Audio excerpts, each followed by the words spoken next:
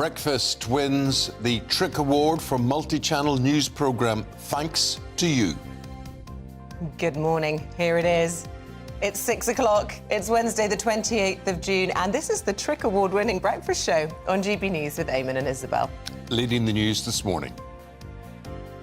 The worst disruption in NHS history. Senior medics have announced fresh strikes next month, straight after walkouts by junior doctors. The industrial action's predicted to lead to the cancellation of hundreds of thousands of appointments and procedures. The Chancellor will urge industry regulators to investigate businesses that are profiteering from inflation. Jeremy Hunt is expected to ask the watchdogs for energy, water and communications what they're doing to punish companies exploiting price rises. Matt Hancock says he's profoundly sorry for what he claims were huge errors in pandemic planning. Giving evidence to the COVID inquiry, the former Health Secretary said he wanted to be brutally honest with the public, adding that the UK's strategy was completely wrong. The leader of the Wagner group has arrived in Belarus, according to the country's leader, Alexander Lukashenko. The move has raised concerns that the mercenary group could carry out sabotage operations on the Republic's neighbours, Lithuania, Latvia and Poland. And ahead of the second Ashes test today, Paul Coit will be here with all the sports news. Yes, England are going all-out attack to try and win back the Ashes. And I've got to tell you, it's really nice winning things. Thank you, Paul. And we'll find out where in the country you're going to need an umbrella today. Here's the forecast.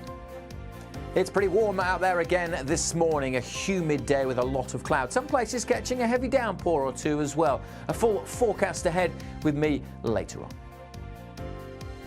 Thank you, Alex. You can join in any of the discussions we're having today. Indeed, we should be discussing with you why you voted for us, and thank you for doing so on television and radio. Winning this award from the Television Radio Industries Club is a big thing, especially when you consider the competition that we were up against. Yeah, we beat GMB, we beat Channel 4 News, and we beat Talk Breakfast. So we're absolutely thrilled. And we know that this is a public vote, and actually that's all you want when it comes to winning awards, is the recognition from the people that tune in, day out. So thank you very much indeed. So why do you tune in? Let us know. Hopefully we're forming a connection with you and that you feel that your voice is heard here on GB News, the People's Channel.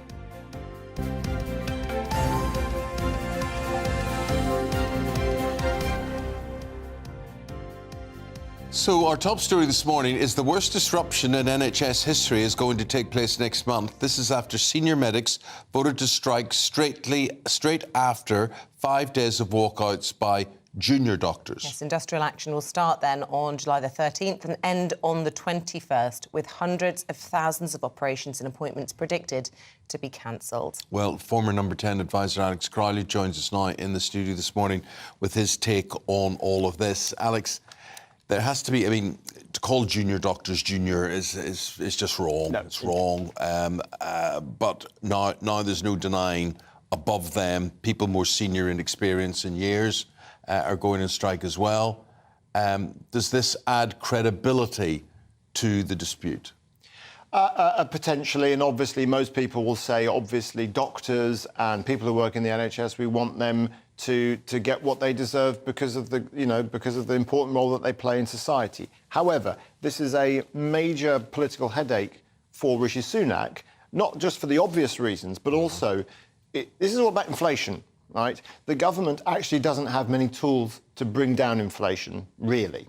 But one tool they do have, unfortunately for them, is public sector pay. Public sector pay is, as we know, it is actually a driver of inflation if that pay rate goes up too high. And of course, that puts politicians in a really difficult position. They can't be saying to their voters, sorry, I can't give the NHS doctors a rise because it's going to increase inflation, because most people think, well, hang on, how does that affect me and the prices that I pay? But that's, unfortunately, the economic reality. And we've already seen the government making noises about having to hold firm and actually maybe even rejecting some of the independent pay review stuff. I'm going to show people something here which struck me today. I mean, the question is, why would you work for the public sector at all? The Daily Telegraph, they've got a headline here today, and they say, Doctors on £100,000 a year to walk out overpay, probably written by a journalist who's paid 120 grand a year, beside a woman who runs Thames Water on 1.6 million pounds a year. So I put it to you in terms of preparedness, training for a job and whatever, £100,000 versus 1.6 million. You sort of think to yourself, it has to be a vocation to work. However well, people may say, well, I only get paid 40 grand a year. They're on 100 grand. That is 50% of that goes in tax. So basically, what is the incentive to work for the NHS if it's not vocation? Well, and of course, and you look at public sectors around the world, and the pay is objectively never going to be enough, right? You know, what do we value doctors as? You know, if a doctor has treated you and saved your life, the value is limitless, right? But unfortunately, in the real world, we have to place a limit on it. In a taxpayer-funded system, we have to place a limit on it. Yeah, we could pay each doctor £1 million a year if we felt that was right. But then, how much tax would we all have to pay to fund that? No. This is the reality of that, and this is why it's always going to be an incredibly difficult situation. I would say senior consultants, and the average is about £100,000 a year. It changes depending on the grades, of course. People who are earning nowhere near that may struggle to understand what the issue is. Obviously, we want a government that tackles inflation. We want a government that pays public sector workers fairly. And we may soon have a government that will be taking over running our water companies. Waking up this morning to the news that Thames Water, which supplies water for the capital and around 15 million homes, is on the brink of collapse. And the government is exploring the possibility of public ownership. Can we afford that? Yeah, well, look, there is some precedent for this. It was a similar situation with some of the smaller energy companies. If you remember the energy company Bulb, that went bust and the public sector stepped in. There is a process for this. It's slightly different in the water industry. All indications are that if the government did have to step in, it would cost an awful lot of money. Well, especially if you're paying the bosses 1.6 million. I mean, she stepped down and that's the headline for the Telegraph. But huge mismanagement. Huge expense at the top of the of the organisation, huge problems with leaks and dumping of sewerage and problems for the environment. Yep. And this could potentially become a headache for the government. Yeah, and again, it's all about inflation, right? The legacy of the water companies is they spent years and years and years borrowing very, very cheaply to finance their operations and their investment. Now, of course, suddenly the interest rates on debt going sky high, and suddenly they can't afford the debt anymore. And who is the bill going to fall on? As ever, the bill's going to fall on the taxpayer, and that is a broader problem with the system. This is why inflation, it kills companies, it kills governments politically, and that's why repossesses homes, all of the above. Honestly, it's just we all know how bad it is, and this is why this is the central challenge for any government. Okay. The challenge for the Chancellor now, of course, is to bring a lot of these companies to heel. Or to look as if he's doing that. So the energy companies, the water companies, the communication companies, they're all regulated by Ofgem, Ofwat, Ofcom. All the offs. All the offs. So what can he squeeze there? Actually, I think he's onto something here, particularly if you look at broadband and phone contracts. In the good times, of course, at the bottom, the very small print at the bottom of your contract, it would say, well, your bill's going to go up by inflation plus something each year. And, of course, when inflation was really low, you didn't really notice. Now, when inflation's sky high, suddenly your bill is jumping by quite a lot each year. And what the companies do, a lot of the broadband companies do, not all of them, but most of them, they add a little bit extra on top. So if inflation was 10% and they're saying, well, we're going to add another 4% on top of that, that's quite something. There's no reason why they should be doing that other than they want to make a bit more money. And so I think it's perfectly reasonable for the Chancellor to call in the regulators and say, is this right? Actually, Ofgem are already investigating this. Already there was a ruling by the advertising body saying you can't advertise these deals without bringing the small print into the big print. So, you know, he can't tell them what to do. Well, exactly. So how, significant is this meeting? I mean, effectively, he's calling them in saying, you mustn't do this and you must do this. And they go, yes, sir, and off they go and carry on. Yeah, so on the one hand, you could say, oh, look, this is just a bit of media performance stuff. But there is something in exercising soft power. He did this with the mortgage companies. He couldn't tell the mortgage companies to offer relief on people's mortgages if they were suffering, but they agreed to do it anyway. Because they know they have to be seen to be trying to helping. So I think it's a fairly sensible exercise in soft power. Again, it exposes the fact that the government doesn't actually have many tools to control inflation. But you look at this, we were looking at this Thames Water situation, and you look historically as to how these companies were awarded the contracts to run the utility companies, the water companies, and it seems to be a model that isn't particularly sustainable. They can't afford to process sewage. They can't afford to build reservoirs. I don't know, they take money straight away. The government seems to have been originally just pleased that anybody took the water companies off their hands. Yes. And now, you take that, great, you can do this, you can do that. Their business model was to literally milk the company for what it was worth and realised they couldn't really invest in the infrastructure. Yes, the hope from privatisation was that the private sector could raise the investment necessary to actually fix the infrastructure properly and run it and maintain it well. The difficulty, as with all of these things, is there's a limit on how much people think you should charge for this service. So the government comes in and says, well, you can only charge this much. So therefore, the companies say, that's fine, we're going to have to raise the money elsewhere. Or we have to raise the bills by so much that everyone is just going to go mad about it. And we're talking about 40% possibly. 40%, yeah. Water bill, when we're already facing eye-watering energy costs and all the rest of it. We don't pay for our water in Northern Ireland. Really? Yeah, which is a bit of a rarity. So that is a government expense probably then. I have no idea. We should all move to Northern Ireland then. They're trying now to implement this via direct rule to have that, but that's the way it is. Yeah. Alex Crowley is a political advisor and he's going to be back just after 7 o'clock this morning. Your questions to him, your opinions on what he's had to say.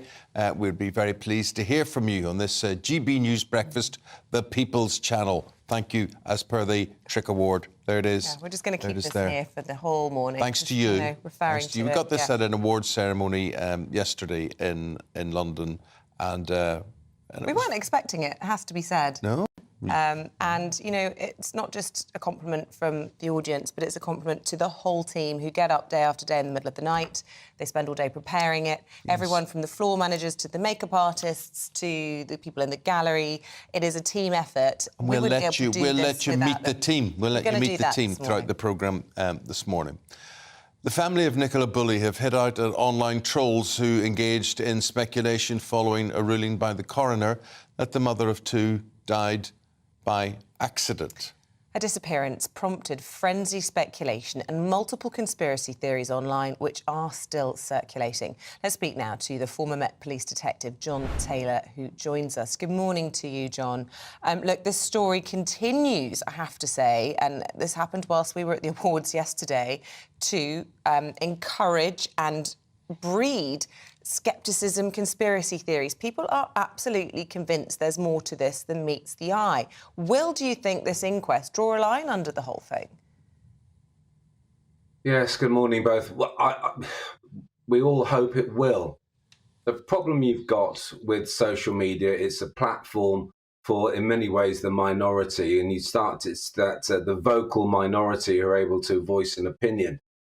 And one of the biggest areas I think that should change is the ability for that individual to see how many people have viewed, liked, reposted or shared their comment, because that's where they get the kick from. They think they're popular. They think, they become, unfortunately, that word influencers. They think they're influencing other people. Take that away so they don't have that little benefit of, oh, I'm really popular. Then you're taking away the fact that of the reason why they're actually thinking they're justified in doing it. Will this actually draw a line under it? I hope so, because as from the outset, from the police investigation, They always were dealing with this as a high-risk missing person and a disappearance that involved the river either accidentally or possibly deliberately. John, you know, that's a very good defence of the coroner and whatever, but we're all supposed to sit and say, well, the coroner has decreed, therefore that is what happened. This is just his best guess. Eamonn, you're right. It'll always be some sort of guess, but you did hear from 20 witnesses who were able to go through things like the cold water shock that could have happened. So what we do know is that, unfortunately, this wonderful mother, wife, daughter, sister died as a result of drowning. We know that. What we'll never know is why she ended up in the river. As I said, it's either going to be by accident or it's going to be deliberate. The police always knew that. So therefore, you have the situation, if it's by accident, she could have easily slipped, fallen down the bank and into the river. Now, by chance, I'm a dog walker. I have unfortunately slipped and fallen into a brook before now. And your momentum takes you quite a distance. You're not just going to stop at the water's edge. And this is a 4 to 5 meter deep, freezing cold river. So if it's by accident, and the other experts have been able to say, Nicola could easily have been dead within 20 to 30 seconds of entering the freezing cold water. And I urge people to actually, if they are interested, to watch that video by PC Thackeray that shows you the speed of the river and how far she could have got within half an hour. Yeah, absolutely shocking. And I suppose what's you know, it's been fascinating for all of us who've been watching it is to see some of that witness testimony and indeed some of the evidence, the underwater footage that showed some of the searches that were done, and indeed the text messages that were sent to her. And the Sun are leading on it this morning, the text sent by her partner, Nicola's partner, 1 hour after she drowned, saying, "Have you got lost?" And, you know, it's just the human tragedy in all of this. A woman, a wife, a mother, a much-loved daughter, and, you know, the anguish really of the family in all of it.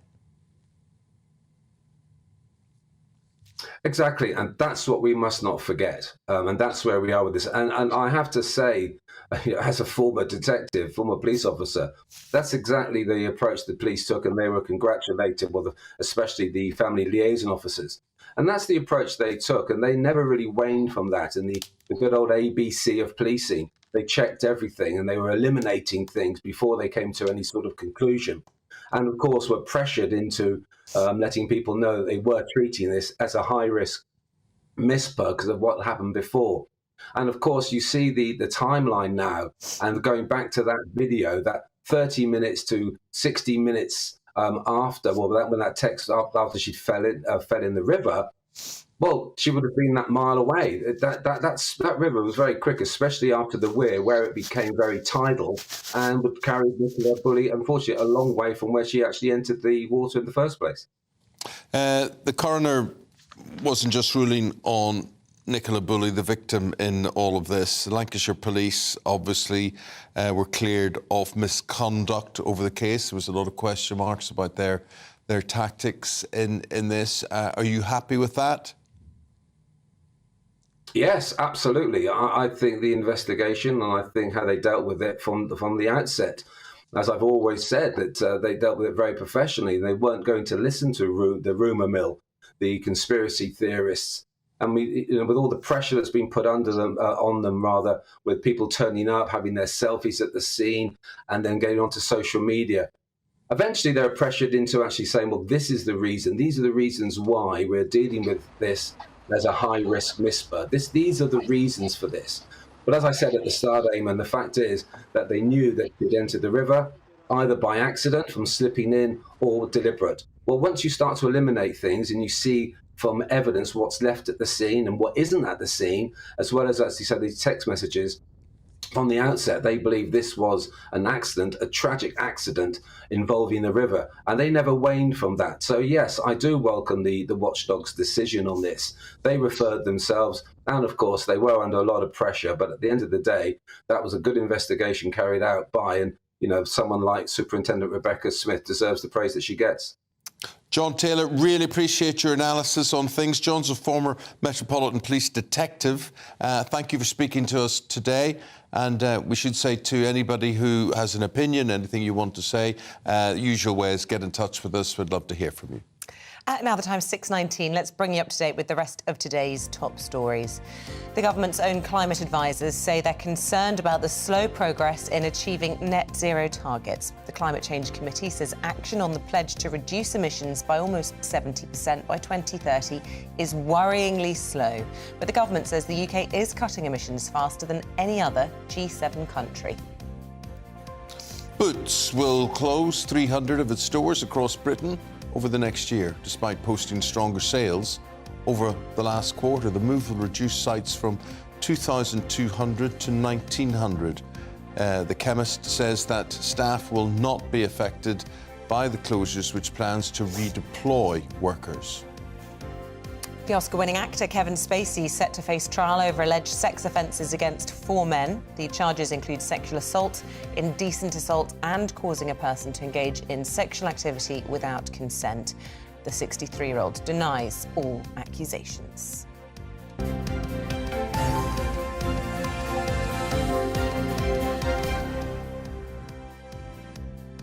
So the Prince of Wales has spent the past couple of days launching his new project that aims to show that homelessness, in his view, can be ended. Yes, in Sheffield yesterday, the future king spent time playing basketball with footballer Tyrone Mings, spotlighting how grassroots sport can actually help young people at risk of homelessness. Well, our royal correspondent, Cameron Walker, didn't actually play, but he was there. Being listened to, being spoken to, and just having somewhere to go.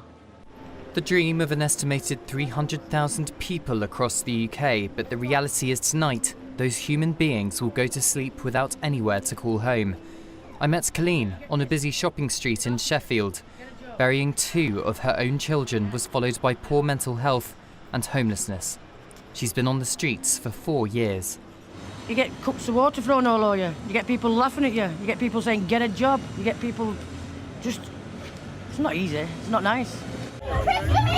The Prince of Wales spent the last 2 days touring the UK, unveiling 6 locations he hopes will form blueprints on how to end homelessness. The 5-year project, funded by the Royal Foundation, will focus on how to make the issue rare, brief and unrepeated.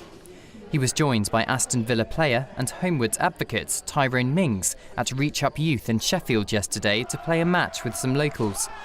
The Prince was highlighting how grassroots sports could help young people at risk of homelessness. 22-year-old Gabriel had housing issues when he was younger, but those who'd experienced similar problems helped him apply for jobs and university. He thinks Prince William has a good chance to make a real difference.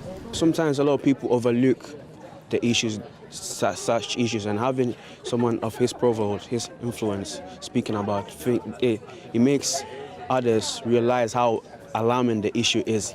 Critics of the monarchy have branded the future king hypocritical, pointing out his multiple homes and duchy land spanning more than 100,000 acres. Some have even accused him of straying too far into politics. Royal aides insist, however, that the Homewood project is simply additive to what charities and local organisations are already doing. It's thought Prince William is aware of his privilege and is using his platform to launch a project he hopes will have tangible impact. But will it help people like Colleen? If he's going to come and help people that's homeless and overlook what other people don't want to do, you know what I mean, then that's going to be great. That's going to be smashing. And I can't wait to see what's going to come out of the situation. Is it going to be bogus or is it going to be good? Because he can still come over and throw his face, but what's going to come out of it? The whistle-stop tour of the UK is just the beginning of a long journey. It'll be half a decade before we find out if Prince William truly has shown that homelessness can be ended. Cameron Walker, GB News, Sheffield. Can it be ended? What's your view? What do you think, however good Prince William's intentions are? And I don't go for all those criticisms that he's got loads of land and loads of money and he could solve all this himself, because he is donating land, as far as I know, to build social housing on, and he's doing his bit. And other people who are massive landowners in the country could follow suit. I mean, he could be the example for them. It's unbelievable when you realise how much wealth lies in the hand of such few people. So few people. Land and all that sort of thing. But anyway, get in touch, gbviews@gbnews.com. Let us know what you think. We'll reflect that throughout the programme. Yep, we have a packed programme this morning for you. No rest for the wicked after our late night yesterday. Stay with us. Coming up, England goes on the attack for the second Ashes Test. Paul Coit will have all the sports news next.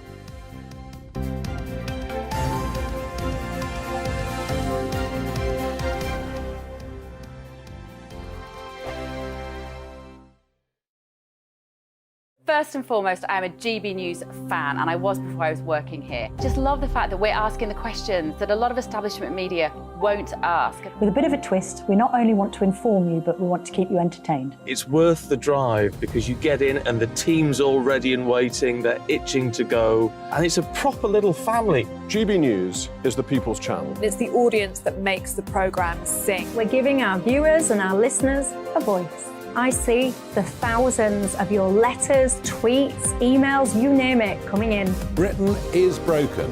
How on earth did we get into this mess? But more importantly, how do we get out of it? The establishment had their chance. Now we're here to represent you. It's time for something different.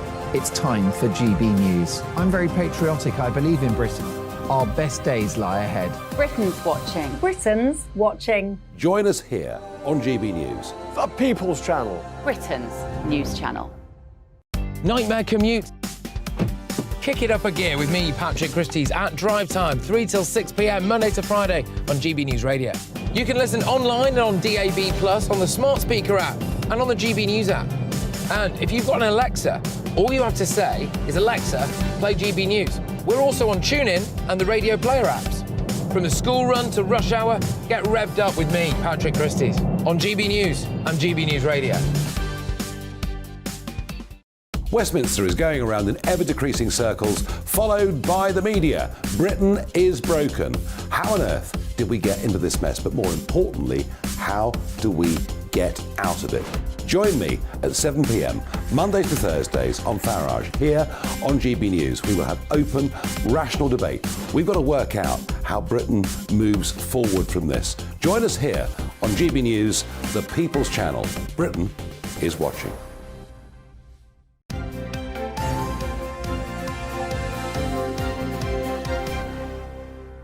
Welcome back, 6:27. Still to come on today's programme. You're very happy. Why are you very happy before we go into this? Well, because we are an award-winning show. No, that's not why you're very happy. Oh, sorry, that was not what you were asking me. Nicole Scherzinger's just got engaged. I just saw it on Instagram, and I just really feel like she deserves it, and I'm really happy for her, and I like who she's marrying, and it's just lovely. But anyway, that's totally irrelevant to the programme. Just quite sweet. It's not irrelevant. That's news. It's breaking news this morning. Breaking news. Singing Nicole Scherzinger is off the market. She is engaged to be married to, what's his name? Well, he's called Tom Evans, and he's a rugby player. He's a rugby player, yeah. He's very handsome. They're a very good-looking couple, but I think, actually, more importantly than that, they're quite decent people, which, you know, I'm a big sucker for. I like people who seem nice. So Mystic Meg here. They're very decent people. No, she's, you know, she's quite devout and things. It's quite sweet. What do you mean devout? She's quite religious. Is she? Quite, you know, she believes in being a good person. And all the other stuff. She believes in God. She believes in God. Yeah. Go in peace to love and serve the Lord. There you go. At 6:45, as senior doctors announce walkouts that could lead to the worst disruption in NHS history, what are we going to be asking? We're going to ask the government what they are doing to try and stop the strikes. It appears very little. At 7:20, as Wales moves to ban unhealthy meal deals, we're going to be asking if government should be allowed to tell you what to eat, when to eat it, where it should be placed in the shops, or should you be allowed to make your own choices, however unhealthy they are. Yeah. And gosh, our inbox absolutely flooded with your congratulations. So many of you, it appears, as we discovered, voted for us. We are super grateful. Carl says to everyone at GB News, congratulations. You call it the People's Channel, and the people have voted. Thank you, Carl.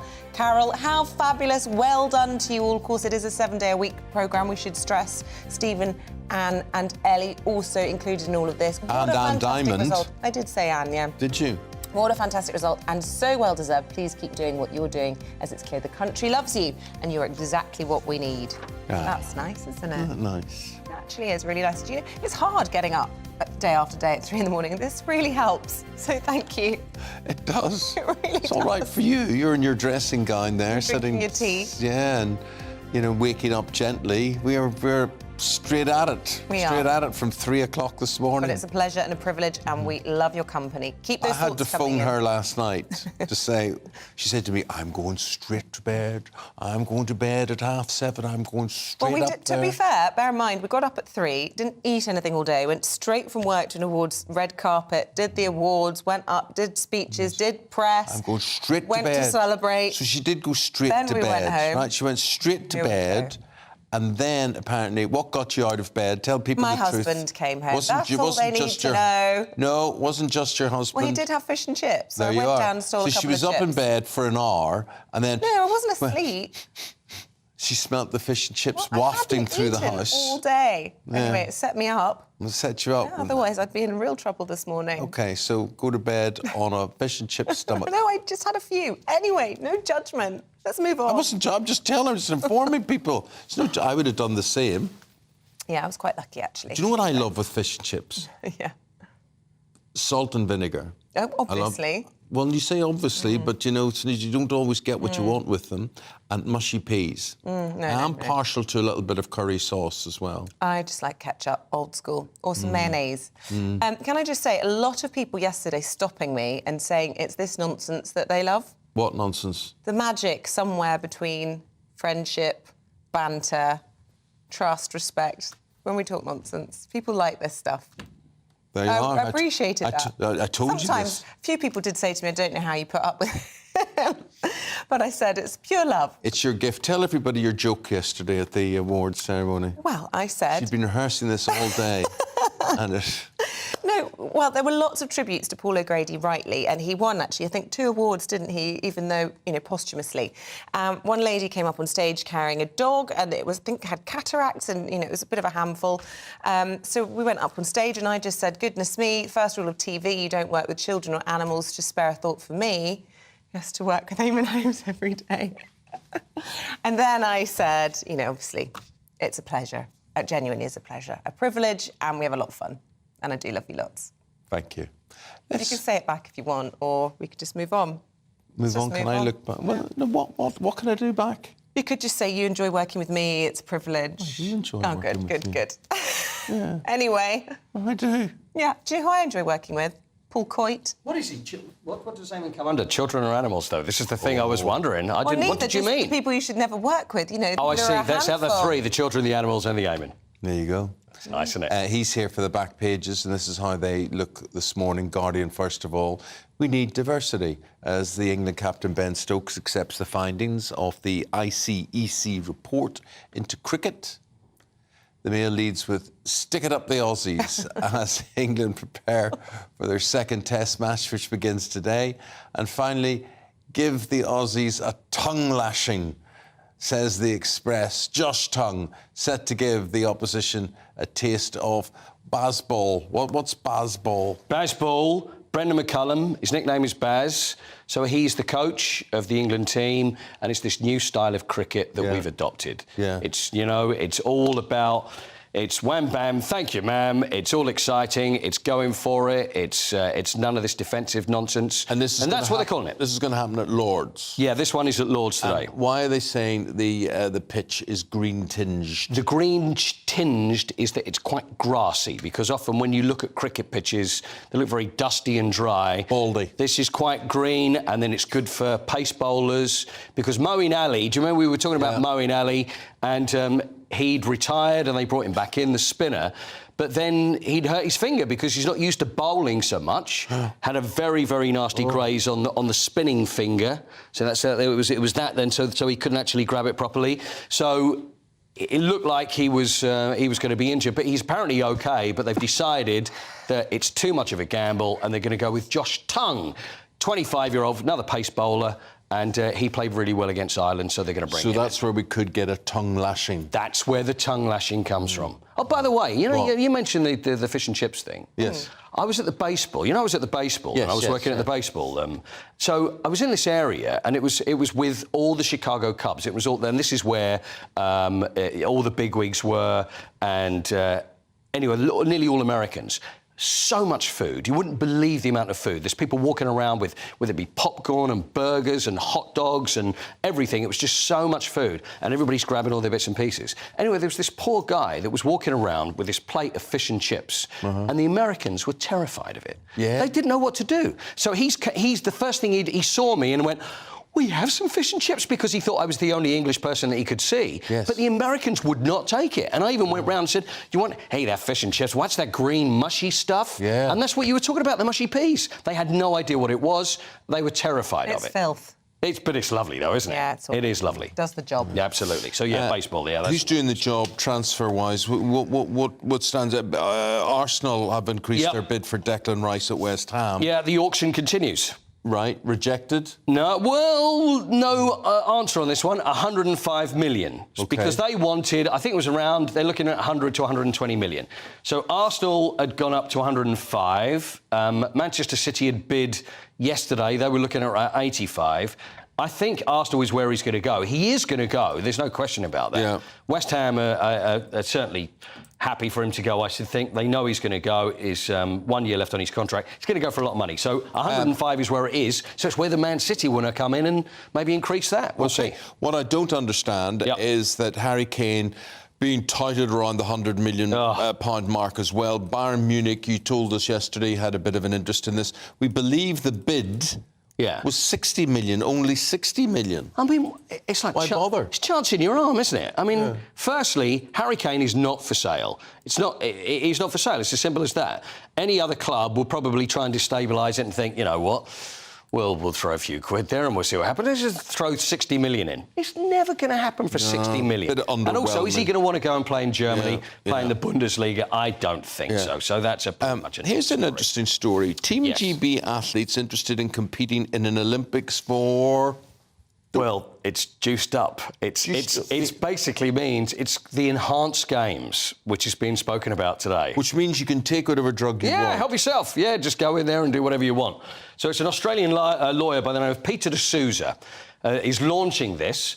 And the enhanced games, there we are. It's broken, and this is on their Twitter account there. And there's this man who we don't know who he is has said that I'm the fastest man in the world, but you've never heard of me. I've broken Usain Bolt's 100-metre record, but I can't show you my face. And he calls himself a proud enhanced athlete. I don't know why you'd be proud of being enhanced, but he's also saying that come and watch me break Usain Bolt's record next year. So the whole idea is them saying, well, we know what so much of athletics is like. If you look back to 88 and it was called the dirtiest race in history, everybody was juiced up. So let's just say it's a free-for-all. So just take whatever you like and go and run. So the enhanced games, it's nonsense. You go running, we'll have you 8:20 again. OK, but non-enhanced. Can I just say I will run non-enhanced? We can believe that. Are you enhanced today, Isabel? Not at all. Are you sure? Caffeine, does that count? Yeah, that counts. Yeah, you can't allow that. Right. OK. As we've been discussing this morning, where has our Trick Award gone? I wonder. We're all feeling very proud this morning. We won the Best Multi-Channel News Programme last night, and it is a team effort. There it is. That's Jake. Jake is no fake. Jake is our floor manager here. He sat him at the door there. He's at our beck and call, isn't he? He is. He rarely sits down, Anything to be honest. technically goes wrong, our batteries run out, he puts them in. He will dance to Isabel's whims on coffee and everything that she wants. He's very good to me and to you. Well, what do you do for me? I'm low maintenance. He never has to do a thing for me. And the poor lad, his hair's a complete mess, so he wears that beanie hat all day as well, and he does that. Can you talk, Jake, incidentally? You can hear us? Oh, I can, Eamonn. Yeah, thank you for that lovely, heartwarming intro there. Loved it. Yeah, that's it. Look, listen. Well done, guys. Jake, don't you just feel this award was due to me? We want to spread it around. Isabel's getting credit. I did a lot of the work behind the scenes for it. I kind of feel like I should have my own one. But apart from that, sure, right? Don't overplay your part. OK. Good. OK, mate. Thank you very much indeed. Thank you. And we need some more water in here, if that's OK, at some stage. So, all morning, what we're going to do is introduce you to people like Jake, people who make this whole programme happen and who we certainly want to thank on our behalf, on your behalf, Or that award. We couldn't do the show without them, and so without them, there is no show. So we want to introduce you to all of those who played a part in our win. And, of course, it is a 7-day-a-week output. People work round the clock, all through the week, all through the night. And so we will be showing you a little bit of all of those involved this morning. OK, to make this an award-winning show. Stay with us. We'll be discussing the latest blow to the high street. 300 Boots stores set to shut. Going through the paper, Sean McDonald, Emily Carver. Next.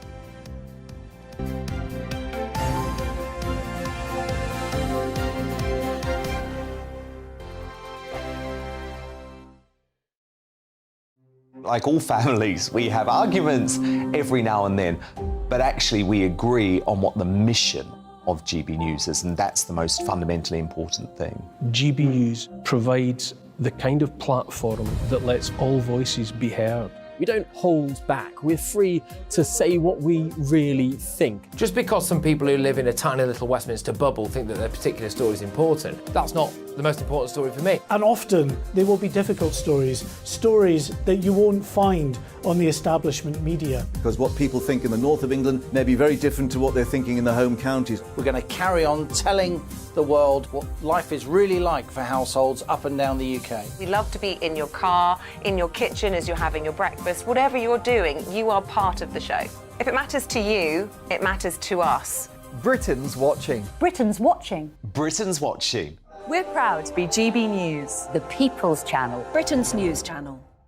Join me, Patrick Christie's, Monday to Friday, 3 till 6. We tackle the day's news agenda like you've never seen before. It's high tempo, high octane, the most controversial topics and the best guests. You will not be able to take your eyes and ears off it. I'm not afraid to ask the questions that you really want answered. 3 till 6 p.m, Monday to Friday on GB News, the People's Channel, Britain's news channel. Join us every night on GB News at 11 p.m. for Headliners, which is 3 top comedians going through the next day's news stories, which is exactly what you need, because when the establishment has gone crazy, you need some craziness to make sense of it. So join us 11 p.m. every night on GB News, the People's Channel, Britain's news channel. Join me, Camilla Tominey, on Sunday mornings from 9:30, taking the politicians to task and breaking out of SW1 to see how their decisions are affecting you across the UK. Bursting the Westminster bubble every Sunday morning, only on GB News, the People's Channel. Britain's watching.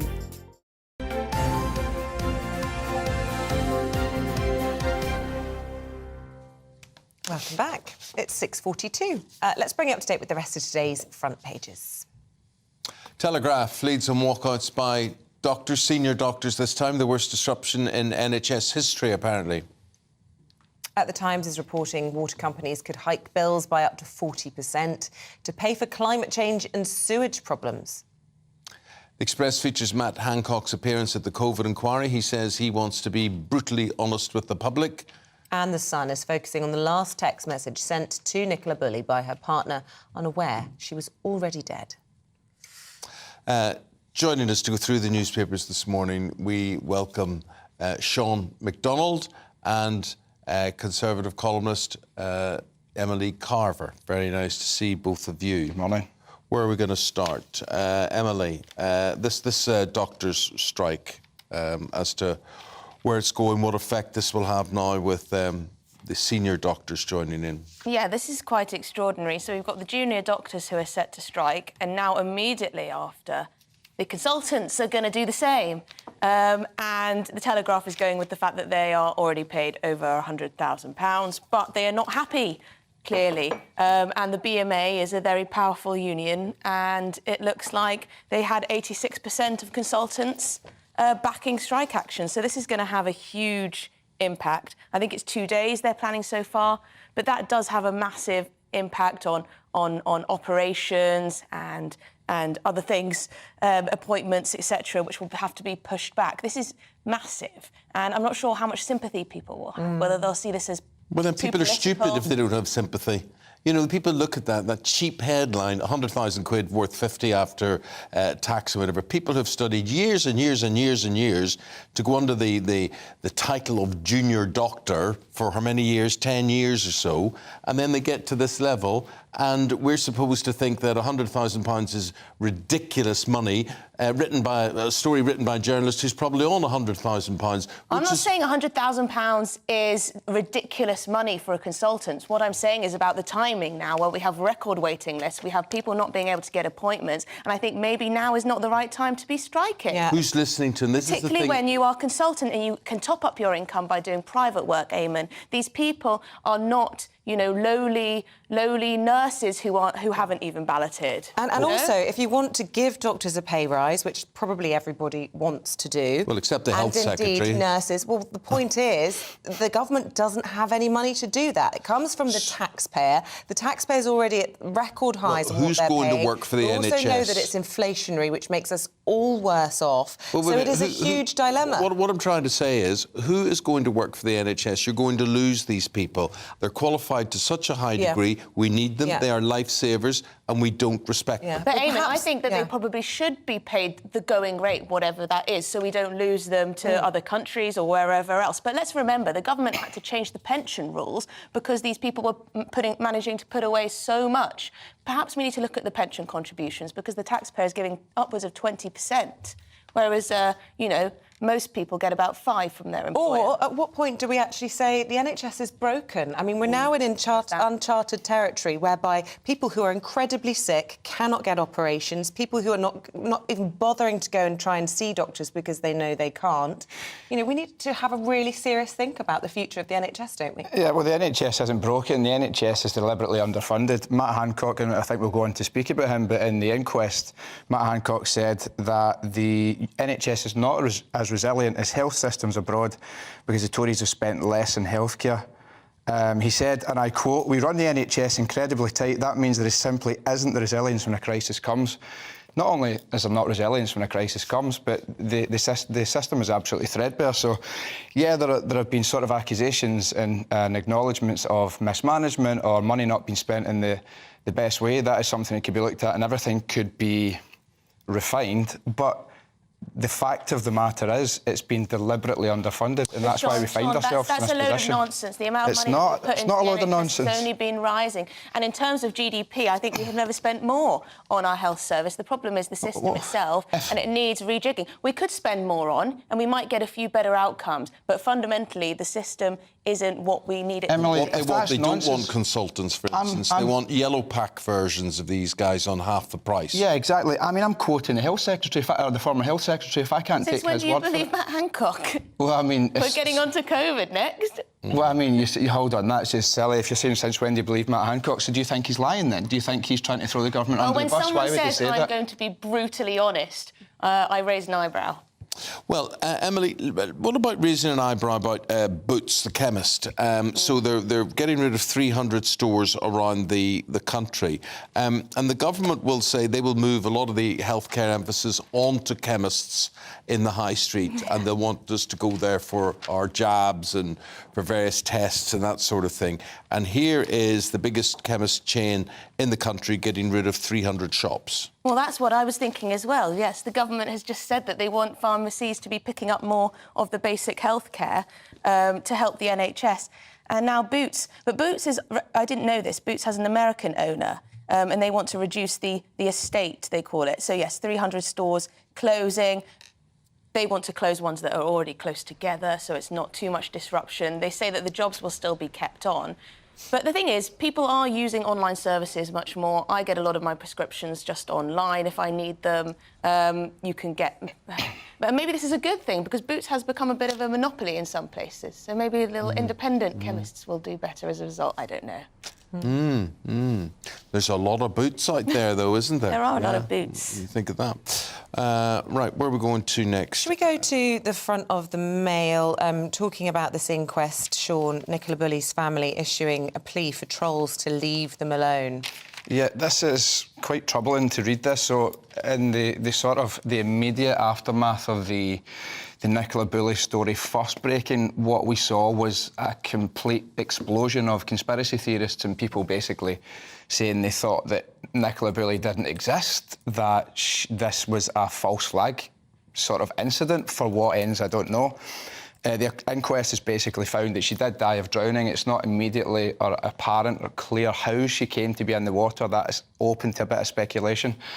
But her family are basically calling for trolls to stop and pointing out that these words have a really massive impact. They're saying even in the wake of the inquest, finding out or sort of establishing what happened, they're still receiving messages, they're still receiving abuse. There are people that have been arrested very recently for harassing members of the local community. So quite a troubling case. I think it is very reflective of what social media has done to people's brains. I think they don't see an immediate consequence, or they think that everything is a conspiracy. I really feel for Nicola Bulley's family and her husband and kids that have been left behind. I do think, though, you only have to look at what was in the headlines yesterday with the Stephen Lawrence failings and the fact that the police didn't follow up on a couple of leads. People do have lost faith in the police, and you can understand why this has been a growing trend, that people have been taking matters into their own hands.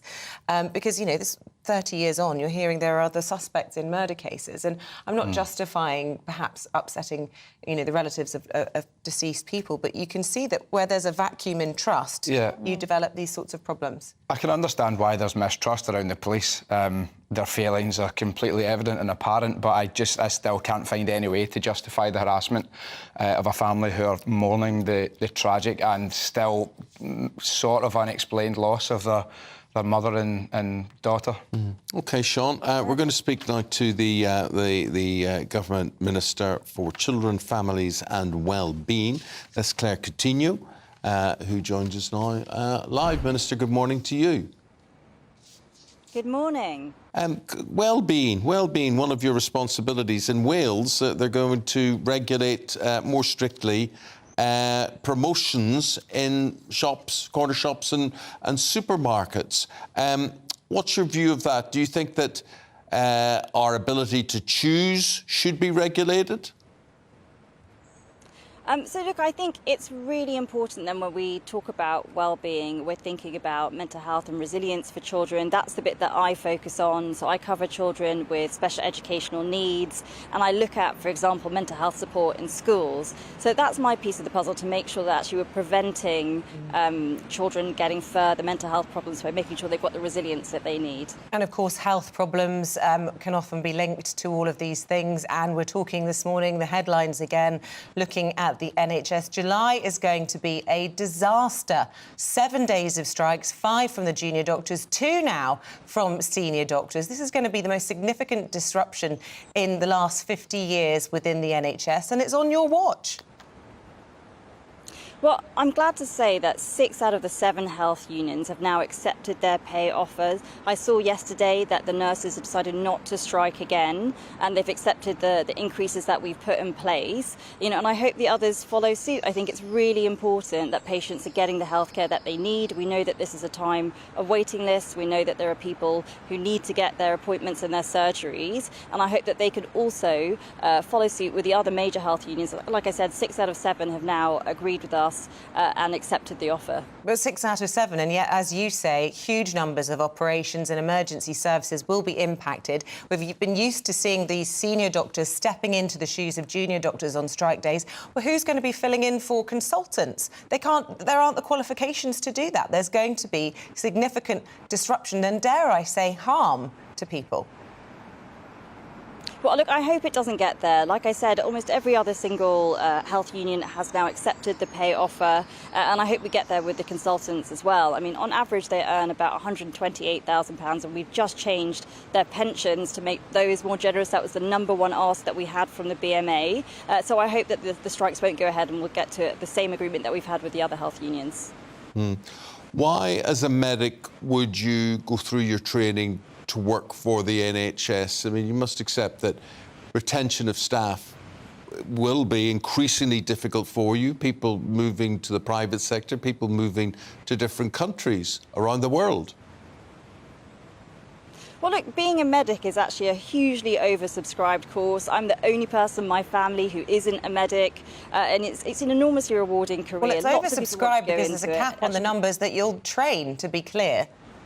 You're not giving enough But my places. point is, well, we've just set out this week. We've just set out this week long-term plans, more plans than ever before to increase the number of places for doctors and nurses. But just to say that it is an attractive career, as you've said, it is oversubscribed. There are lots of people who want to do it. It is actually, if you talk about the consultants there, as I said, the average salary is £128,000, but it's also an enormously rewarding career, and I know lots of people want to do it. But at the end of the day, too many people want to do it. You're saying there we've got too many of them, which means that you would like the numbers reduced. You're going about it the right way. Well, that's why the PM just this week has set out plans about the workforce to increase the numbers of doctors and nurses. We actually have more doctors and nurses in the workforce than ever before, and that has been a huge priority for us to make sure that we have the right people. As we know, we've got an older population. We're going to have more health needs going forward, and it's right that we're bringing more people into the system to make sure that patients can get the care that they deserve. I want to talk to you about Thames Water. Provides water for 15 million people. A lot of people reading this morning that their bills could rise by up to 40% if Thames Water does collapse. And we also understand the government is drawing up contingencies for that. What are your government contingencies, and what could this impact be on the taxpayer?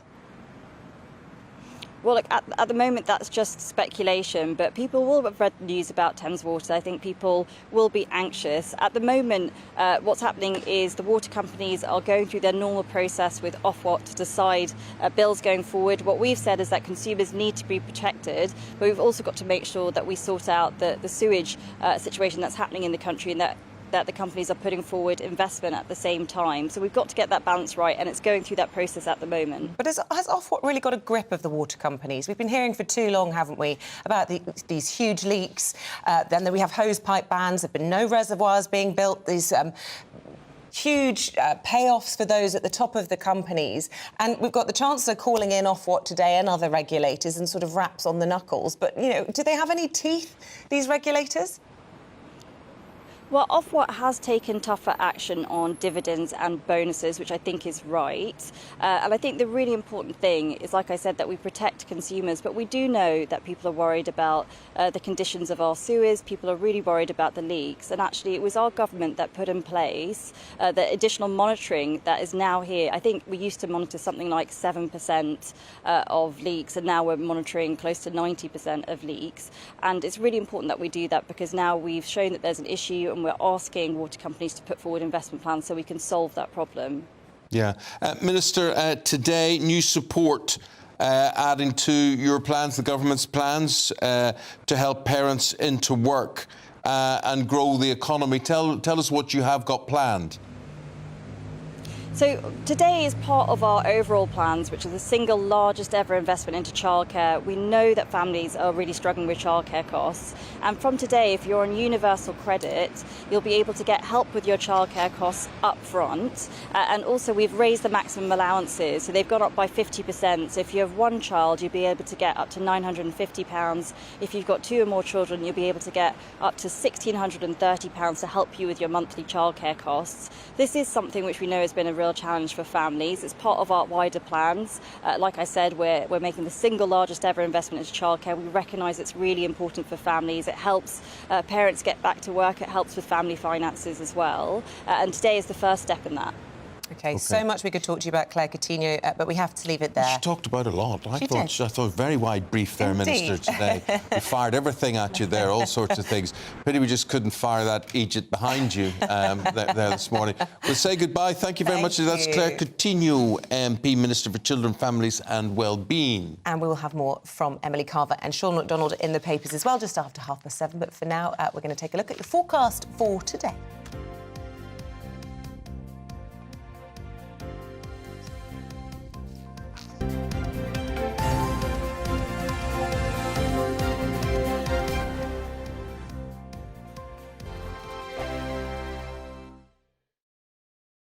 I joined GB News because I was sick and tired of not hearing my views being represented, not just mine, but so many people that I knew and spoke to. I just couldn't get my voice out there. I couldn't say anything, I couldn't do anything. Whatever the narrative was, I kind of had to follow it. GB News is there to provide a voice for those who have been ignored by the establishment media. We think different things, we've got a different style. GB News is here to be optimistic and positive about the future. It's real kind of dynamic and flowing, with the audience very much at the heart of it, like a big family.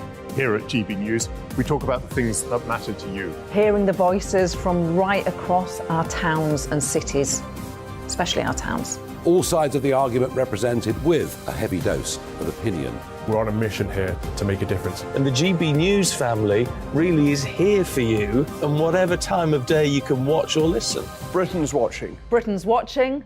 We're proud to be GB News. The People's Channel. Britain's news channel. So Jubes and Kerr, we tackle the issues of the day with real robust debate, both sides of the fence, battling it out with me in the middle with my forthright opinions and views. And often really interesting things happen because you start with a position and then by the end of the debate you find actually, well, I might not have thought about that one. What we need in this country is 2 new political parties. You should maybe think about doing a 2024 calendar. I'm Michelle Dewberry and I'm keeping you company right through until 7 o'clock this evening. GB News, the People's Channel, Britain's watching.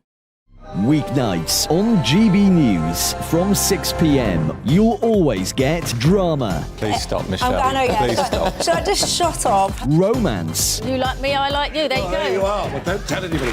Adventure. Etc. That's the whole point. But and action. Sergeant, read my superstar panel. They're already at it. They're fighting. It's going to be quite a show. Only on GB News. Britain's watching.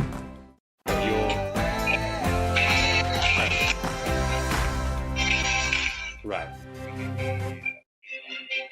No. Breakfast on GB News wins the Trick Award from multi-channel news programme because of you. Thank you. Good morning. You just pushed me out of the way of that microphone. You pushed me out of the way on stage there. Did I? In your greed, in your ruthless pursuit to get your hands on the Just trophy. trying to stop you talking. Which we have got. We have! Thanks so to you. exciting. And you know what? We are the People's Channel. We say it all the time. This was voted for by the public, entirely on public votes. Apparently they had never had so many votes at the Trick Awards before GB News arrived on the scene. It wasn't just us that won last night either, Nigel Farage as well. And so it's just been a huge celebration, and the whole team, from makeup to everything. Tremendous compliment. It wasn't ITV, it wasn't BBC, it wasn't Channel 4-1. It was little old us. Thank you. Thanks to you. So the time, 1 minute past 7 on this Wednesday, the 28th of June. This is the Trick Award-winning breakfast show on GB News with Eamonn and Isabel. Here's what's leading the news this morning. The worst disruption in NHS history. Senior medics have announced fresh strikes next month, straight after walkouts by junior doctors. The industrial actions predicted to lead to the cancellation of hundreds of thousands of appointments and procedures.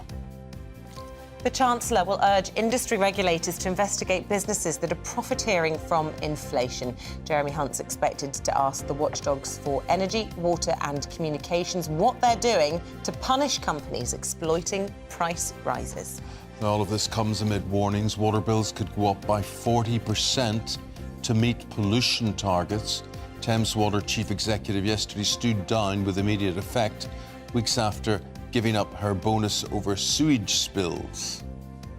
Matt Hancock says he's profoundly sorry for what he claims were huge errors in pandemic planning.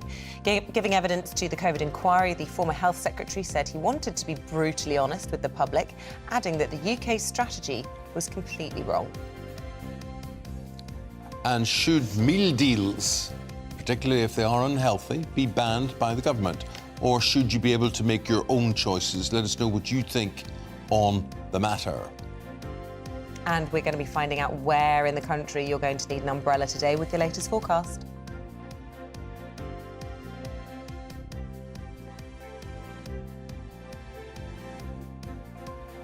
So we'll be keeping you guessing when it comes to the weather.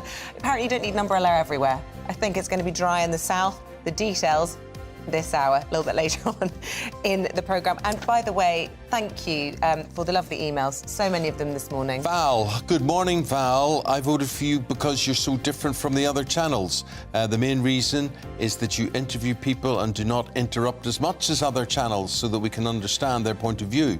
Lots of other reasons, like how handsome Eamonn is every day. Your station is a breath of fresh air. Thank you for being different. Thank you, Val. Mark says, huge congratulations. We've been watching GB News from the very beginning. We always tune in to watch GB Breakfast every morning. We love the genuine on-screen chemistry between Eamonn, Isabel, Stephen, Anne, and not forgetting Ellie. Move over the Fab Four. You are the Fab Five. Thank you so much, Mark. Lots of lovely comments like that, and it really does help us get up in the middle of the night when we know people are enjoying it. Thank you very much indeed. GBviews, gbnews.uk. You can tweet at GB News. Are you feeling the chemistry this morning? That'll be a no.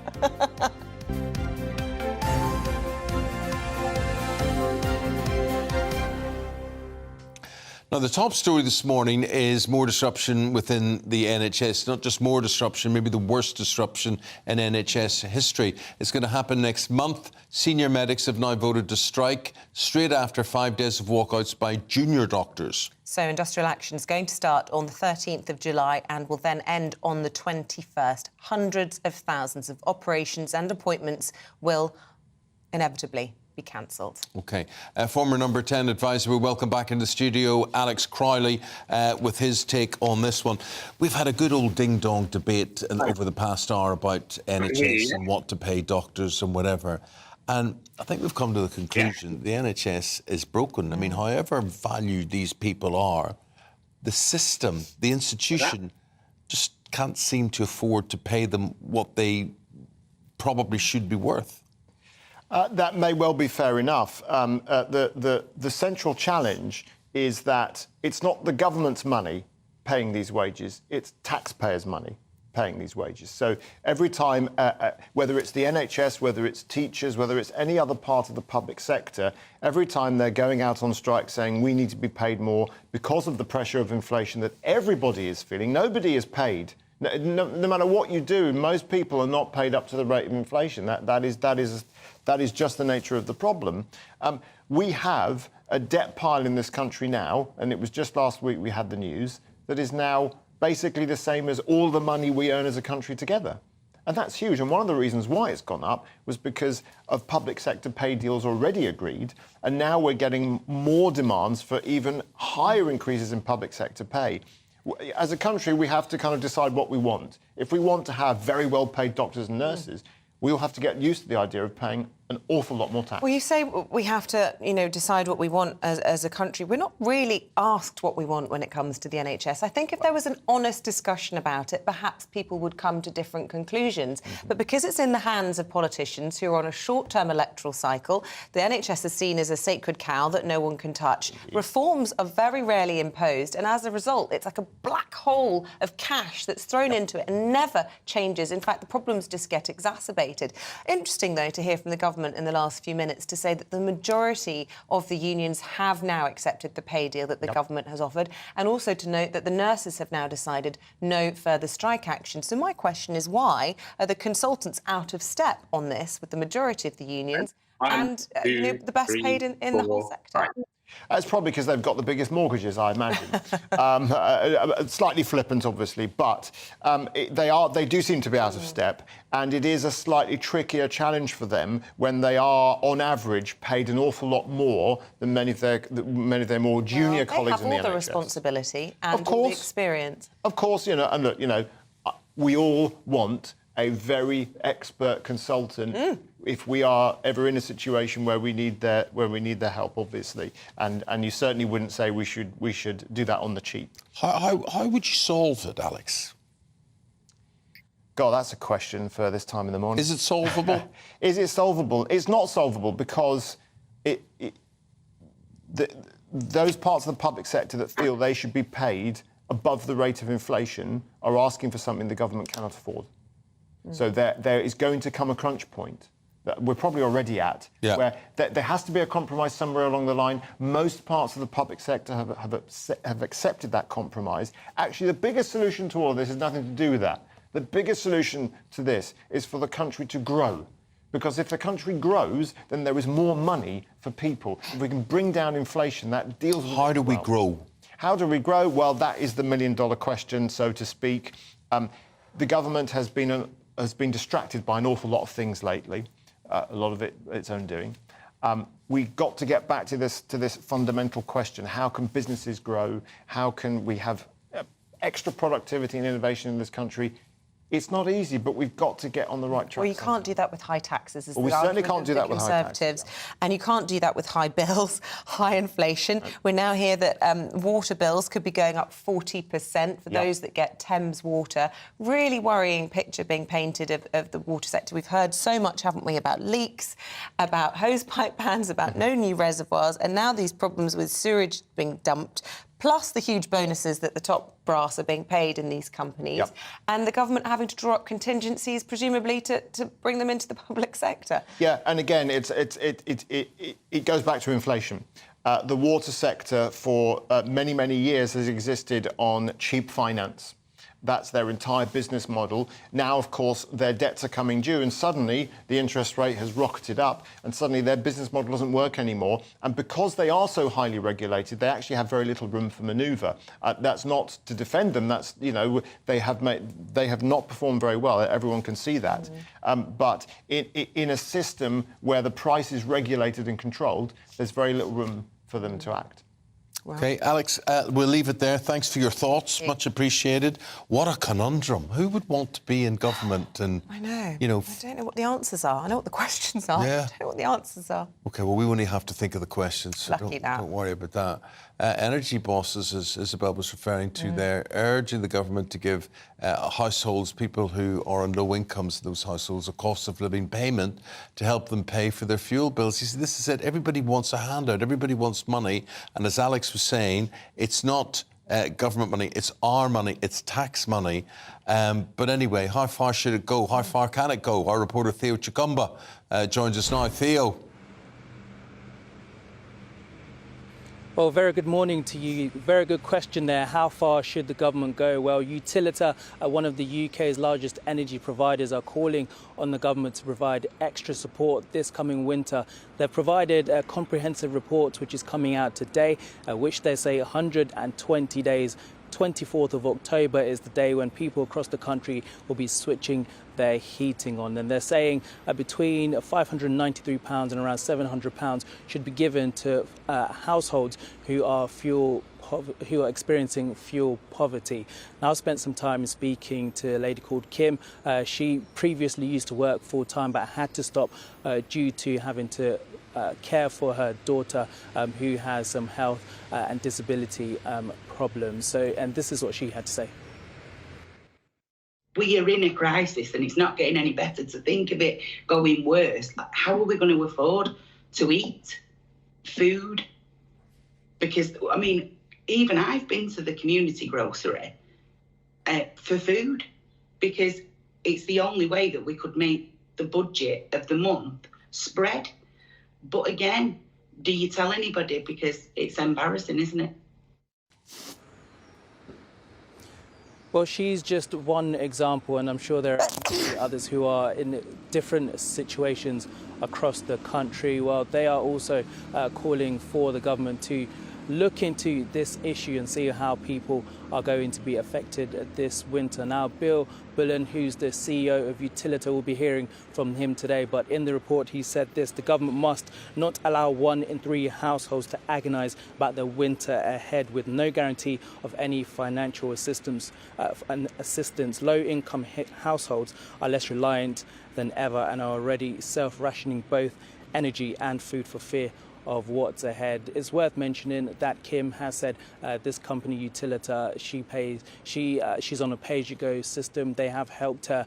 However, she still has to find means and ways to ensure that her energy bills and other things in her household are paid for. Especially this winter coming up, how will households across the country be able to manage? That's a question many of them will be asking, even though it's in the middle of summer and winter is approaching. Okay. Thanks, Theo. Thank you. Thank you for the update. Appreciate it. 30 minutes past 7 o'clock. Rising mortgage rates are dampening the housing market, with 42% of house sellers having to shave more than 5% off the original asking price to achieve a sale. That's according to Zoopla. Well, let's speak now to Mark Schaffman. Mark's editor of Estate Agent Today. So is that a trend you can confirm, Mark? Yes, definitely. We've had an environment over the past 3 years since the pandemic where sellers have been able to ask for, well, crazy prices, essentially, as people have queued up to view properties and to buy. Mortgage finance has been cheap. But in the past year, as inflation has gone up, we've seen interest rates rise. Mortgage rates have gone from around 3% to now above 6%. That's hitting buyer budgets, making it harder for a seller to attract buyers to come and view their properties. And so one of the best ways to do it now is to cut prices to get more eyes on your listing. Many people, their property has been their wealth, their asset. People have got so used to making money through property, haven't they, over the years? It's a shock that is changing. Even a 5% drop in original asking prices is going to hurt for some people. That's the thing. There's obviously a lot of emotion with people's properties. An Englishman's home is his castle and all that sort of thing. And then we talk about the house price indexes and whether it's Zoopla or Halifax or the Land Registry, everything shows things are slowing down. But they're all using average prices, and no one's going to say they live in an average property. So for every seller, they've got the best property on the street. They want to get the best price. The trouble is people need to be more realistic nowadays. But you need everyone in a transaction to do that, because you could have a seller at one point of the chain say they want something, but then they need to be able to get. So you need a seller. You can have a seller cut their price somewhere in the chain, but then they're going to want the same further up, and it's up to a decent agent to get that done. So Mark, what about the market in general? Could you see a property crash? Well, this is a big debate among property commentators and the press. It depends how you define a crash, because I write a lot about the stock market, and if you're talking about stocks and shares, you need a 20% crash for there to be a stock market crash, for there to be a bear market. So does property need to fall by 20% for there to be a crash? And will it fall by 20%? No, I don't. No one knows. And even if it does fall by 20%, which hopefully it won't, a lot of people will have had big gains from the pandemic. I think house prices went up about 20% over the past 3 years. So your property may come down since last year, but a lot of people should have gains from the previous years anyway. So it's about balancing those views. Yeah, and of course, everybody knows there aren't enough homes. There is a huge shortage, so there's a great deal of pent-up demand. So there will always be kind of inflationary prices just due to that alone. Yes, I think the issue of supply is always going to be there. We do need to build more homes. We need more social housing so that people who may not fit the rental sector but push into it have more options, and that will free up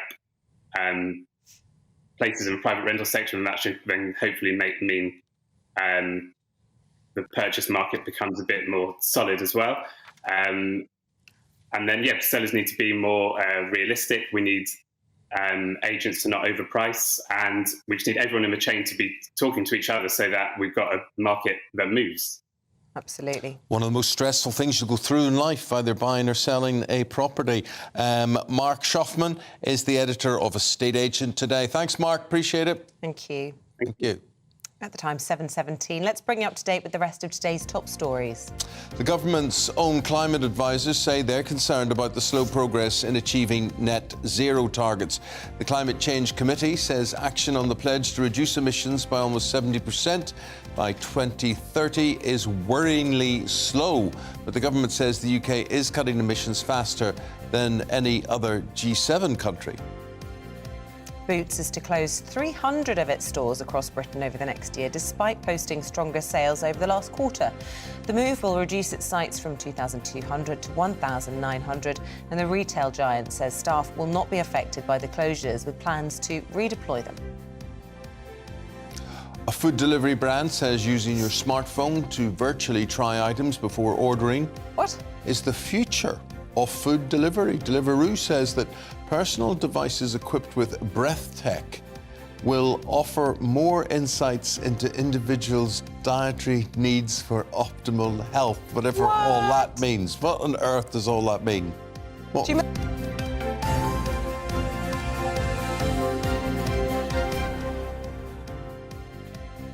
Smell-o-vision was all the rage, and everyone was like, oh, we can smell what they're smelling on the TV, it's interactive. Well, now you get your phone and you go, oh, I'm going to have a McDonald's breakfast, and then you get a whiff of what it might smell like. fried food. I Or know, you I'm lick your guessing. screen or something. I'm guessing, but it sounds a bit weird. Not for me. Well, most of the stuff tastes plastic anyway. I think if you're ordering anything you food on order. Deliveroo anyway, it's probably not going to be that delicious. No. I don't know. No. Other delivery companies are available. Yeah, we'll continue to talk about food because Wales, you may have heard, has banned unhealthy meal deals. We'll ask if governments should be allowed to tell you what to eat. OK, have a think about that. We'll be back after this.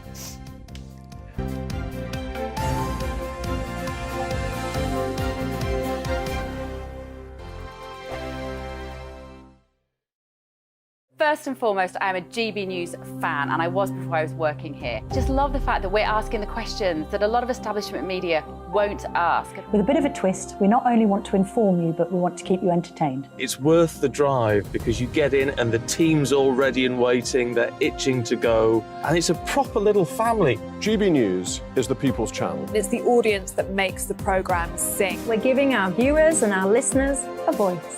I see the thousands of your letters, tweets, emails, you name it, coming in. Britain is broken. How on earth did we get into this mess? But more importantly, how do we get out of it? The establishment had their chance. Now we're here to represent you. It's time for something different.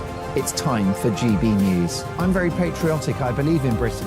Our best days lie ahead. Britain's watching. Britain's watching. Join us here on GB News. The People's Channel. Britain's news channel. Join me, Patrick Christie's, Monday to Friday, 3 till 6. We tackle the day's news agenda like you've never seen before. It's high tempo, high octane, the most controversial topics, and the best guests. You will not be able to take your eyes and ears off it. I'm not afraid to ask the questions that you really want answered. 3 till 6 p.m, Monday to Friday on GB News, the People's Channel, Britain's news channel. I'm Andrew Doyle. Join me at 7 o'clock every Sunday night for Free Speech Nation, the show where I tackle the week's biggest stories in politics and current affairs with the help of my 2 comedian panellists and a variety of special guests. Free Speech Nation, Sunday nights from 7 on GB News, the People's Channel, Britain's news channel. GB News has its own late-night paper preview show, Headliners, where comedians take you through the next day's top news stories. You don't have to bother reading the newspaper, we've got it covered for you. Headliners, every night at 11 p.m, and repeated every morning at 5 a.m. We won't send you to sleep like some of the other paper review shows out there. GB News, the People's Channel, Britain's news channel. Join me, Camilla Tominey, on Sunday mornings from 9:30, taking the politicians to task and breaking out of SW1 to see how their decisions are affecting you across the UK. Bursting the Westminster bubble every Sunday morning, only on GB News, the People's Channel. Britain's watching. Every Sunday from 11, join Michael Portillo. There will be topical discussion, looking at the week before and the week to come. So kick back and relax at 11 a.m. on Sundays on GB News with me, Michael Portillo. GB News, the People's Channel, Britain's news channel. What you get for breakfast is something that, if we do our jobs right, you will wake up to news that you didn't know the night before. It's a conversation. It's not just me and Eamonn. We want to get to know you, and we want you to get to know us. From 6, it's Breakfast with Eamonn and Isabel. Monday to Thursdays on GB News, Britain's news channel. Hi, I'm Dan Wootton. You can watch me live on GB News Monday to Thursday from 9 p.m. And did you know that you can also watch and listen live on our website, gbnews.com. You'll always be up to date on the latest breaking news, as well as enjoying the best stories, opinions and shows. You can even join the debate under our live player as you're watching. So head straight to gbnews.com on TV, radio and online. GB News, Britain's news channel.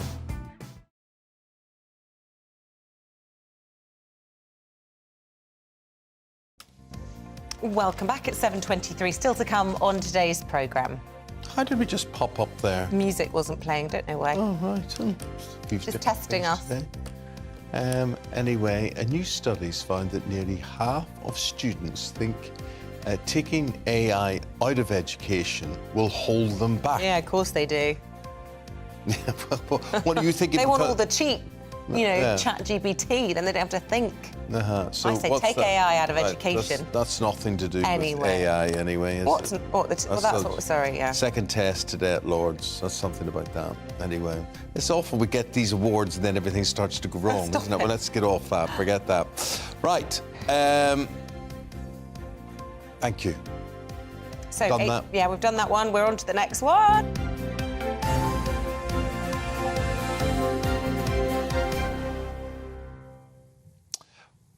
Thank you. Done that bit as well. Thank you. Everybody's had a late night. It's okay. Thank you.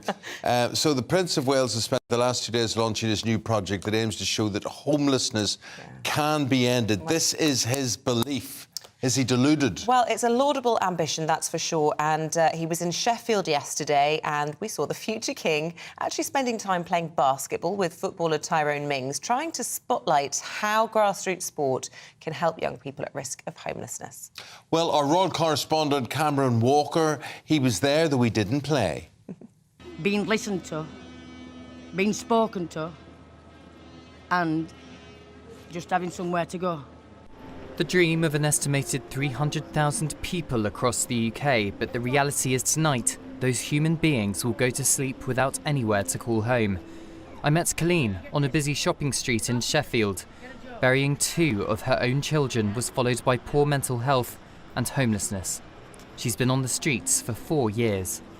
You get cups of water thrown all over you. You get people laughing at you. You get people saying, get a job. You get people just... It's not easy. It's not nice. The Prince of Wales spent the last 2 days touring the UK, unveiling 6 locations he hopes will form blueprints on how to end homelessness. The 5-year projects funded by the Royal Foundation will focus on how to make the issue rare, brief and unrepeated.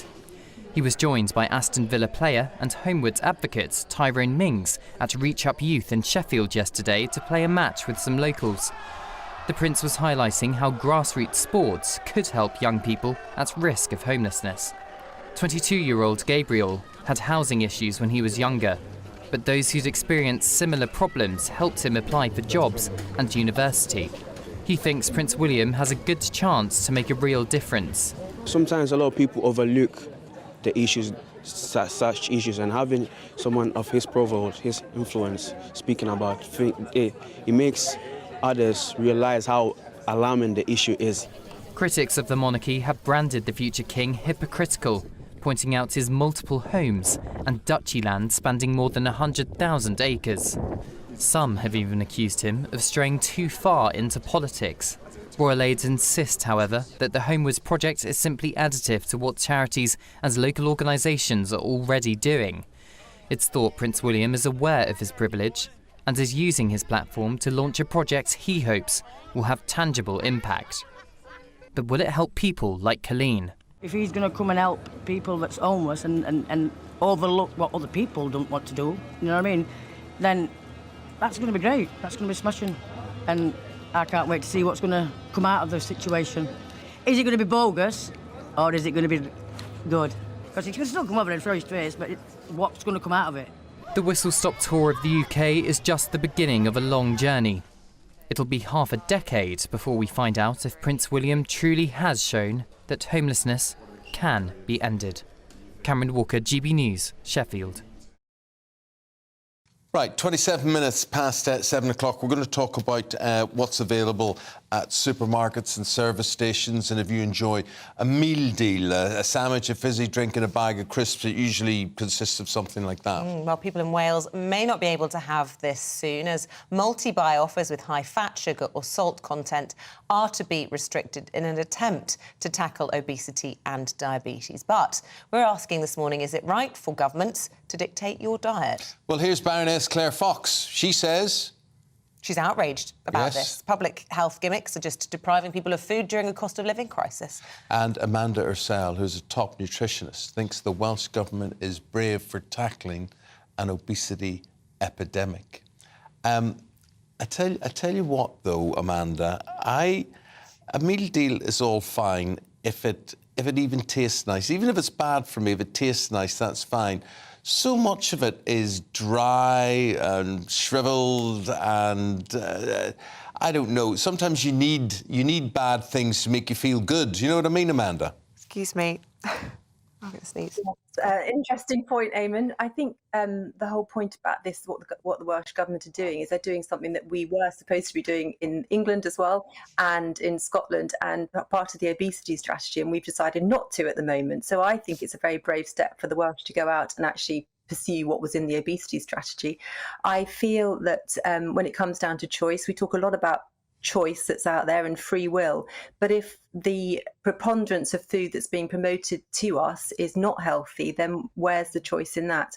I'm all for meal deals if it's an even playing field and the healthier options are also signposted, and actually I think they should be signposted more.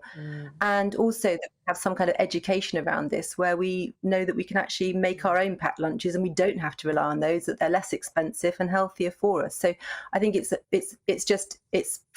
it's one point here, but there's a much bigger picture that we need to look at as well. Claire, I can almost hear you shouting at the television this morning that this is nanny state and we're all grown-ups here, leave us alone. I've been very calm and I'm not shouting at anyone. I think that actually there's a very serious problem at the moment, which is that most people are very worried about the cost of food. And when you go in the supermarket, you're trying to juggle to be able to afford to buy the family what they need. And I actually dispute this notion of unhealthy food, because what's unhealthy is if you haven't got enough food. And a lot of people are going without food. So it seems entirely inappropriate to me that the Welsh Government would choose now of all times. I mean, I know it's not just the Welsh Government. They would all like to do it, but Wales have done it, and I'm from Wales, so feel this rather bitterly. Would choose this time to say that affordable food and deals which will help people cope, get through inflation, putting prices up, is going to be implemented now at the very time when people are trying to juggle what they eat. And the obesity crisis is interesting because the Welsh Government have justified this on the basis that, you know, the obesity crisis puts a lot of pressure on the NHS. And I'm sure that viewers will know that the Welsh NHS has been in a mess for a long time. It's not been because of obesity or because of diabetes or anything else. I mean, they've failed abysmally a range of measures that they themselves set up to assess their own health service. And we've just had lockdown where Wales was particularly punitive in terms of turning the health service into a COVID-only service. But so Claire, are you saying they're trying to blame ordinary people for the fact that health service is not good? That price is the paramount thing, that price is more important than the quality of what you eat? Well, I'm saying that the quality of what you eat is sometimes mystified. There's no such thing as unhealthy food. Obviously, if you ate any food only at a particular, you know, if you only eat chips or you only eat crisps, that's not good for you. And I'm not suggesting that people don't think about what they eat, and people often do. But I'm also pointing out that we do need to have cheap, nutritious food for people. And a lot of what's described as unhealthy food is actually nutritious. There's nothing wrong with it. It's just that in too much of it, you can get into trouble. Okay. But these are deals that help you cope and buy food for your family. I mean, Amanda, that's a fair point. If it's going to drive up prices and, you know, at the end of the day it fills a hungry stomach, then, you know, is it necessarily all bad? Well, I did a quick analysis last night and looked at a meal deal that was just very typical, I think. People would buy a sandwich, a cheese sandwich, a bottle of cola, 500 mils, and a packet of crisps. And if you compare that to just making a sandwich at home, a cheese sandwich at home, having some water, you could have a yoghurt and an apple as well. And actually, it was a third of the price and much better nutritionally. So I think there's this... I think not supporting people in making healthier choices and not giving them other options. Meal deals are not the only choice. Supermarkets could be helping to signpost people towards better choices that are less expensive. Why do we have to just assume that a meal deal at lunchtime is the only lunch that we can have?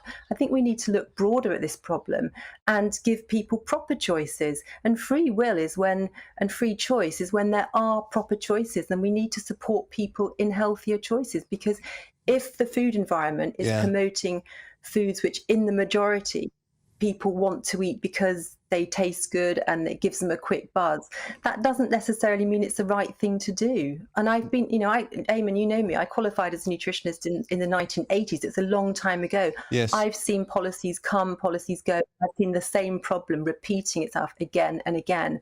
And unless we actually decide to do something really significant here on a much broader scale, and to not just go down to the lowest common denominator and say it's okay to put, to allow to sort of basically suggest that we support healthier foods over other foods. I think that's we've got to change that attitude. It's a really big problem that we need to look at. Amanda, part of our attitude is that we're lazy and we don't want to make our own sandwich, and we're time poor, aren't we? How difficult is it to get into a routine of making a sandwich before you leave for work? I mean, and when it comes to mandatory things, just to say, the one place where we have seen where mandatory nutrition control works is in school food standards. The government have put standards in for food in schools, and it's changed the types of foods that children are served in school. So we do know that mandatory policies can work. Okay, a final thought from you, Claire, if you will. Well, first of all, that's because they're children.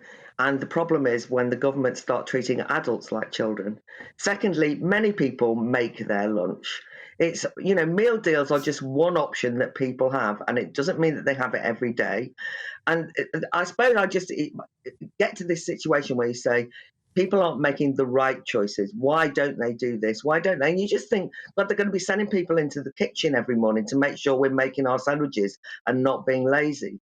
And this also started with the 2 for the price of, buy one, get one free, those kind of deals, not just meal deals.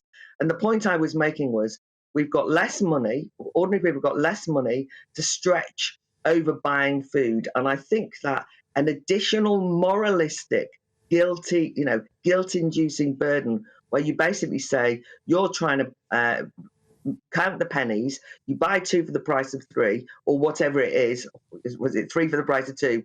And you've then got somebody saying, tut, tut, tut, one kind of food that you're giving your kids. It's just not what we need in 2023 at the moment. Okay, thanks for the debate. Thanks for the arguments, Baroness and Amanda. Please get in touch with us, gbviews@gbnews.com, or you can tweet us at gbnews. See, I don't know what I think after that. Usually after these debates, I come away going, I know which side of the debate I fall. I can see both sides. I think we shouldn't be fed poison, but I also think we're not children. I can make that decision for myself. Sometimes I am time poor and I do want a quick fix. So I don't quite know where I stand on it all. Amanda's points are all very, very good, but she was saying, how much time do you need to make a sandwich? But say you've no bread, say you've no butter. Oh, for goodness sake. No, but people just get out of the habit of being responsible. No, I'm saying it's not just 5 minutes in the kitchen. You've got to go out and buy the stuff and then bring it home. Well, that's why I never give my children packed lunches. It's always school dinners, because that's just one job too much, preparing lunch for them every day, as well as everything else. Anyway, let us know your thoughts. Those are our thoughts, and stay with us. We'll be discussing the thoughts of Sean McDonald and Emily Carver in the papers after this, and a bit of that as well.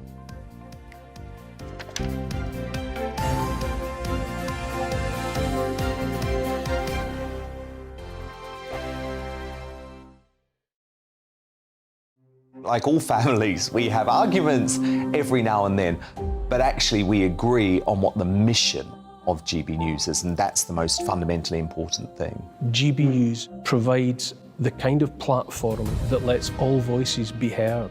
We don't hold back. We're free to say what we really think. Just because some people who live in a tiny little Westminster bubble think that their particular story is important, that's not the most important story for me. And often they will be difficult stories, stories that you won't find on the establishment media. Because what people think in the north of England may be very different to what they're thinking in the home counties. We're going to carry on telling the world what life is really like for households up and down the UK. We love to be in your car, in your kitchen as you're having your breakfast. Whatever you're doing, you are part of the show.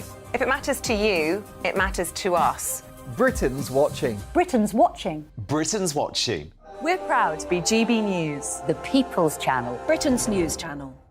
Monday to Thursday, 9 p.m. till 11 p.m. Join me, Dan Wootton. I'll bring you the sharpest takes and hottest debates. Do you not believe in prisons? I don't believe in prisons. I'm completely stunned. I guarantee you there'll be no spin, no bias, no censorship. I actually was personally quite offended by it. And no reason to go to bed. So I guess they've always been quite woke. That's Dan Wootton tonight on TV, radio and online. Monday to Thursday from 9 p.m. till 11 p.m. on GB News. The People's Channel. Britain's news channel. Nightmare commute. Kick it up a gear with me, Patrick Christie's, at drive time, 3 till 6 p.m, Monday to Friday on GB News Radio. You can listen online and on DAB+, on the smart speaker app and on the GB News app. And if you've got an Alexa, all you have to say is, Alexa, play GB News. We're also on TuneIn and the Radio Player apps. From the school run to rush hour, get revved up with me, Patrick Christie's, on GB News and GB News Radio. So Jubes and Kerr, we tackle the issues of the day with real robust debate, both sides of the fence, battling it out with me in the middle with my forthright opinions and views. And often really interesting things happen because you start with a position and then by the end of the debate you find actually, well, I might not have thought about that one. What we need in this country is 2 new political parties. You should maybe think about doing a 2024 calendar. I'm Michelle Dewberry and I'm keeping you company right through until 7 o'clock this evening. GB News, the People's Channel, Britain's watching. Westminster is going around in ever-decreasing circles, followed by the media. Britain is broken. How on earth did we get into this mess? But more importantly, how do we get out of it?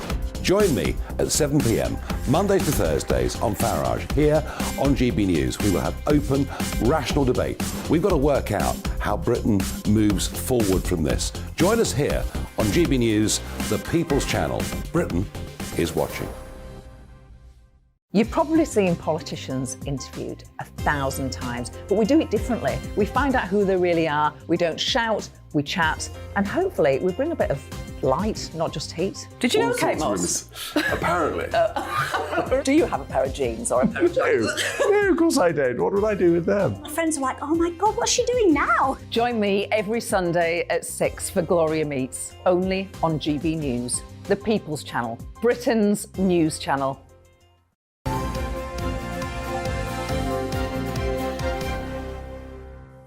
It's 7:40. Should we take a look through the papers this morning? We're joined to do that by the broadcaster and host of the Blethered podcast. I can't speak, but you'll forgive me. It's been a long 24 hours. Sean McDonald and the columnist at Conservative Home, Emily Carver. Welcome back to both of you. I've got my teeth in. Eamonn, over to you. OK, let's start with this COVID inquiry, which is happening 2 streets away from us. Matt Hancock, Sean, appeared before it yesterday. Sort of determined to say that it wasn't his fault, it wasn't the current government's fault, but it was previous governments under David Cameron and a coalition government as well. Theresa May, I suppose. He was blaming everybody but the government which he served in. Yeah, pretty typical what we've come to expect from somebody as disingenuous as Matt Hancock. He's been told sorry's not enough. It's the headline in the Daily Mirror by bereaved families that just don't accept his apology. What happened under his watch during COVID, he's blamed a lack of preparedness. He is on record as saying that, or admitting that the NHS is not as resilient as health systems abroad because the Tories have spent significantly less on healthcare. Talk is cheap, to be honest. You know, he's apologising, he's saying that he's very sorry, but I think what we should remember is that as he's presided over absolute chaos as the Health Minister, the Health Secretary, and he's still a sitting MP, he's gone into the jungle to take part in I'm a Celebrity, for which he was paid £320,000. He's appearing in the crowd at Dancing on Ice, famously there at the same time as one of the Chuckle Brothers, and he still wasn't, or he's still the least serious guy in the room. the families are pretty disgusted with him, to be honest. They turned their backs on him. He's attempted to apologise. Yeah, and they're just absolutely not having it, and I think understandably so. Emily, Sean, sees the former health secretary as disingenuous. Many people will probably agree with that assessment. What about his assessment about the lack of funding as he sees it in the National Health Service? Do you think that, taxing more of our money is required to solve these problems? I think it's difficult to see how we could spend more of our national income on health. I mean, we talk about, whether the NHS needs root and branch reform, and I think an increasing number of people actually do think it does. What that looks like exactly is hard to say, but there are a multitude of different systems out there in the world. No one has copied ours. So why not look outside? I mean, we saw on the BBC last night, I don't know if you saw, but they had a children's choir singing about their love for the NHS. It really is almost like a religion in this country. So I think, yes, we could put even more of our money in. We could be taxed even more, but would it make enough of a difference? At the moment, we have really poor outcomes when it comes to things like cancer. It's not that good at keeping people alive, apparently. And that's not to say the doctors and nurses are awful. No, it's not. No, we've got the best, and that's why they're all being exported around the world. And we often compare our system to the terrible system in America, and we don't want that, but it's not a binary choice between the American system. Actually, a lot of our doctors are going to Australia, and I think they have a really interesting health system whereby there is a private and a public system. People who are above a certain income are just expected to go through their employer, to have private People think funding. we're the only one that has universal access to healthcare. It's not true. We just have a very socialised system, but, other systems, still everyone gets care. They just do it through a mixture of insurance and state money. But that's something to think about. A royal commission, I think. It's time for a proper look. It's time for a royal commission, although how long would that take? But perhaps the Labour Party is the party to do this because they don't come with all the baggage of Tory privatisation and all of this stuff. Who knows? Well, West Street is actually quite revolutionary. Tell us about Lewis Capaldi and this realisation that during Glastonbury he has Tourette's syndrome. Yeah, he's dropped out of his tour due to the impact that Tourette's syndrome's having on him. So I think diagnosed quite a while ago. People will have most likely seen the footage in which he was performing at Glastonbury in the main stage and was unable to continue. The tics are becoming pretty... I don't know the correct terminology. They seem very violent in terms of like the jolts and stuff, and you can't help but feel for him. I think, as far as I'm aware, and obviously being from Glasgow, having mutual friends and stuff, and I don't want to speak out of turn, but there's a hell of a lot of pressure on the guy. He's had this meteoric rise to global fame. People rely on him for salaries, for livings. Fans are coming to see him, and it seems to be a combination of a multitude of factors that have sadly had a huge impact on the guy. Increasing awareness of what Tourette's syndrome is and who can be affected by it. Yeah, because... I mean, I don't know, I can't speak for anybody else, but for me, I always, especially as a wee boy, becoming aware of Tourette's, I saw it as a sort of comical affliction. And I really don't mean to offend or upset by that. But it was people would laugh. Yeah, it was the way that swear and things. Yeah, and it's the way that it was presented. But it can be really debilitating. It can be painful. I think, especially when you try to suppress it. He had said he was taking 3 weeks out, and I do remember seeing him saying he was taking a 3-week break and thinking, mate, you need longer than that, a sustained period of rest. Have any of you seen the documentary? Yeah. It's Bits of it. really You had a guest powerful. on a while back talking about this, didn't you? Yeah. Talking about how people have misconceptions about it. I must say, he does seem like he's got a really balanced, supportive family, and I really hope that this is him finally taking the step that he needs to take to... Cancelling your entire tour. Yeah, but he has to. Honestly, you watch that documentary and you think the guy's not going to live. It looks very, very serious. It's funny, I was away this weekend and I missed all of the Glastonbury footage, but out of nowhere I got a push notification on my phone. I think it was from Just Giving or one of the charities that are online saying, following on from Lewis Capaldi's performance at Glastonbury, would you like to donate to Tourette's, whatever? So, I mean, it has raised the profile of Tourette's syndrome and hopefully raised lots of money as well. I think with any sort of medical affliction or disability in general, to show that it can impact anybody, and that he's actually commented and saying that he's very fortunate where he can take time out. There are a lot of people that sadly can't take that time out. I've just Googled a list of famous people who have Tourette's syndrome. The actor Dan Aykroyd Wow. Who I remember, the Tim Howard, the Manchester United Everton keeper. He had Tourette's, yeah, I remember that as well. Yeah, he's Sorry, American. I can't stop sneezing this morning. I'm so sorry. So wishing him all the best anyway, and hope he takes some sustained rest. It's listed here, David Beckham. No. Beckham had Tourette's? He's listed here in this list that I've got. Is Google letting you down here? Yeah, Billie Eilish, wow. They're saying, Wolfgang Amadeus Mozart. How do they know that? Yeah. Who asked them? They just went, Mozart, let's just say Mozart's We've got it. got 30 seconds, but I really want to stop on this because I love this story, Emily. Children who love reading grow up to be clever. I always knew it. Yes, we all knew this. Yes, if you read, you're going to have a much better vocabulary, more creativity, apparently, and less likely to be depressed because you're not spending your whole life looking at a screen. Totally agree. Can I say I read 5 books a week as a kid? Did you? No, I'm joking. Oh. I'm saying something really smart. Suddenly was I did in start awe. the year saying I was going to read 1 book a week, and I've failed. I'm going back 1 a month, but that's 1 a month fine. is probably more realistic. Yeah.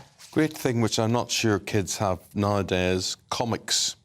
I used to read the Beano and the Dandy. I read everything. Beano's brilliant. Is it still going? Yeah, my little boy loves it. Yeah, 7 Loved years old. it. Absolutely loved it. Okay. Keep them Very away good. from video games. So we're talking about education. We're going to continue with that. Artificial intelligence in education. Yes, nearly half of secondary school students, they think that excluding the technology from the classroom would hold them back. Well, they would, wouldn't they? And 1/3 of teachers believe their students know more about AI than they actually do. I think probably my 5-year-old knows more about AI than I do. Let's speak to Mel Parker, former head teacher, regular on the programme, educational tech specialist. Good morning to you.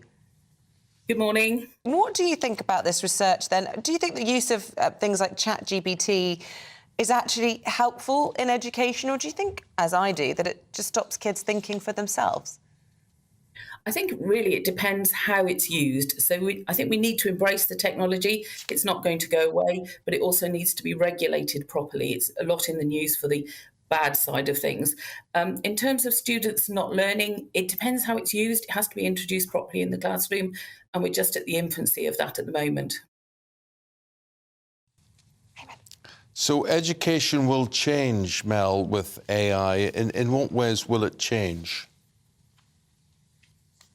I don't think we can predict that at the moment.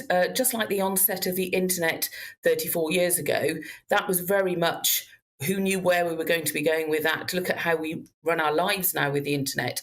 But AI can be really innovative. Obviously, there are the downsides to it, but actually the upside is that you could ask ChatGPT or something like that to produce an interview with Charles Darwin as if you were Stephen Hawking. Imagine the results of that and the conversation and the creativity you can have with students.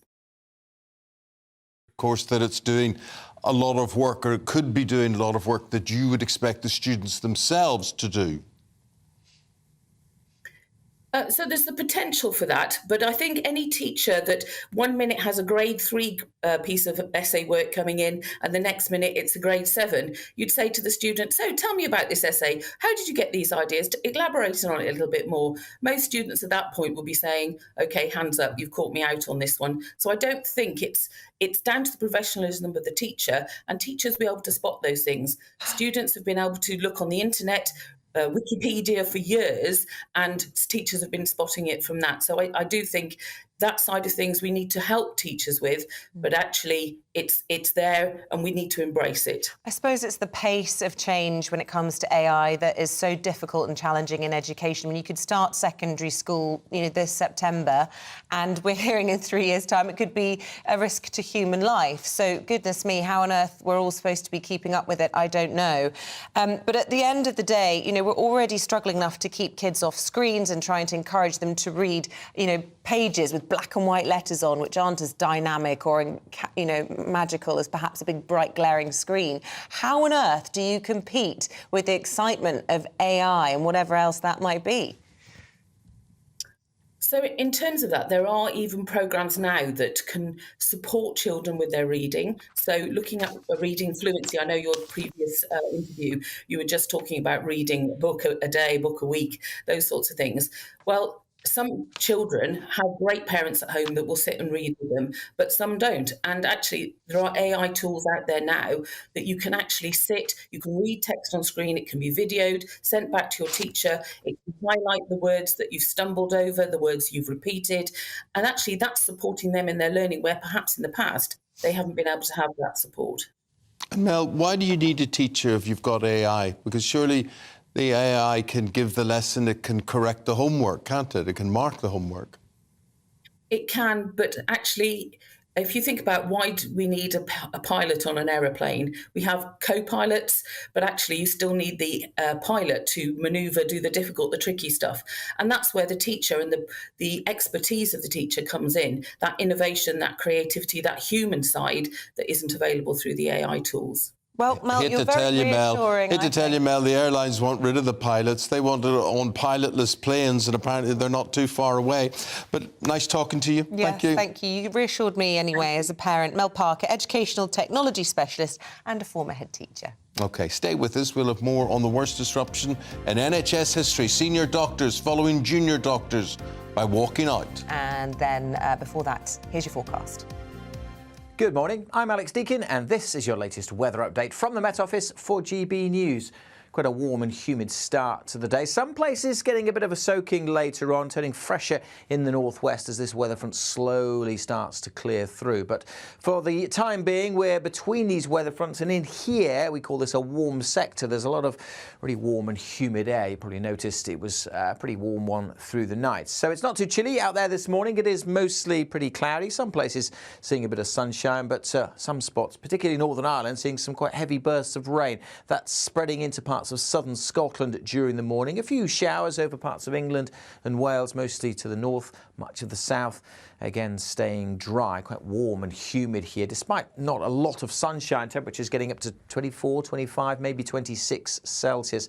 It will start to turn fresher as the rain clears away from Northern Ireland and western Scotland later on. But as it moves east, it could turn quite heavy for a time.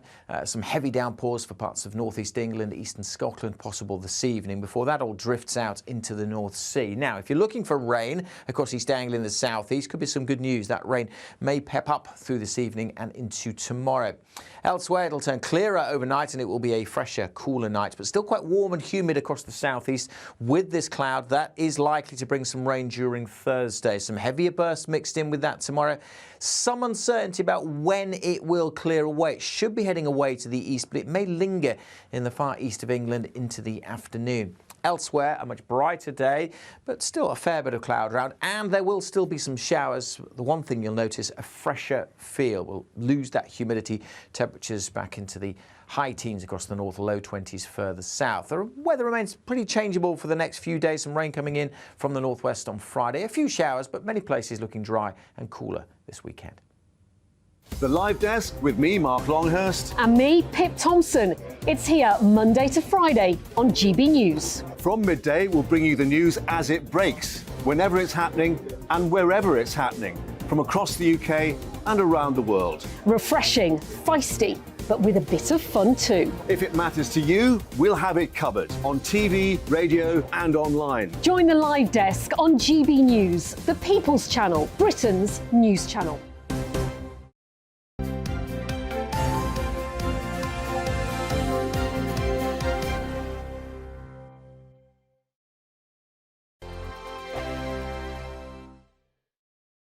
First and foremost, I'm a GB News fan, and I was before I was working here. Just love the fact that we're asking the questions that a lot of establishment media won't ask. With a bit of a twist, we not only want to inform you, but we want to keep you entertained. It's worth the drive because you get in and the team's all ready and waiting, they're itching to go, and it's a proper little family. GB News is the People's Channel. It's the audience that makes the programme sing. We're giving our viewers and our listeners a voice. I see the thousands of your letters, tweets, emails, you name it, coming in. Britain is broken.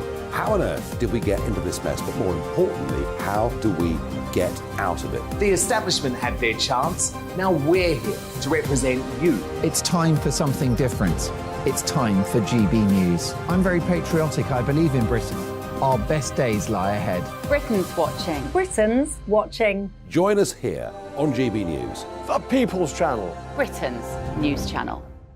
Join me, Patrick Christie's, Monday to Friday, 3 till 6. We tackle the day's news agenda like you've never seen before. It's high tempo, high octane, the most controversial topics and the best guests. You will not be able to take your eyes and ears off it. I'm not afraid to ask the questions that you really want answered. 3 till 6 p.m, Monday to Friday on GB News, the People's Channel, Britain's news channel. I'm Andrew Doyle. Join me at 7 o'clock every Sunday night for Free Speech Nation, the show where I tackle the week's biggest stories in politics and current affairs with the help of my 2 comedian panellists and a variety of special guests. Free Speech Nation, Sunday nights from 7 on GB News, the People's Channel, Britain's news channel. GB News has its own late-night paper preview show, Headliners, where comedians take you through the next day's top news stories. You don't have to bother reading the newspaper, we've got it covered for you. Headliners, every night at 11 p.m, and repeated every morning at 5 a.m. We won't send you to sleep like some of the other paper review shows out there. GB News, the People's Channel, Britain's news channel. Join me, Camilla Tominey, on Sunday mornings from 9:30, taking the politicians to task and breaking out of SW1 to see how their decisions are affecting you across the UK. Bursting the Westminster bubble every Sunday morning, only on GB News, the People's Channel. Britain's watching.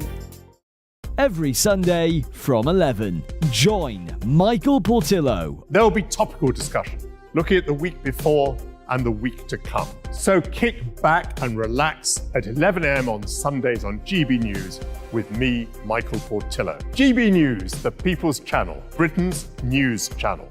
What you get for breakfast is something that, if we do our jobs right, you will wake up to news that you didn't know the night before. It's a conversation. It's not just me and Eamonn. We want to get to know you, and we want you to get to know us. From 6, it's Breakfast with Eamonn and Isabel. Monday to Thursdays on GB News, Britain's news channel. Hi, I'm Dan Wootton. You can watch me live on GB News Monday to Thursday from 9 p.m. And did you know that you can also watch and listen live on our website, gbnews.com. You'll always be up to date on the latest breaking news, as well as enjoying the best stories, opinions and shows. You can even join the debate under our live player as you're watching. So head straight to gbnews.com on TV, radio and online. GB News, Britain's news channel.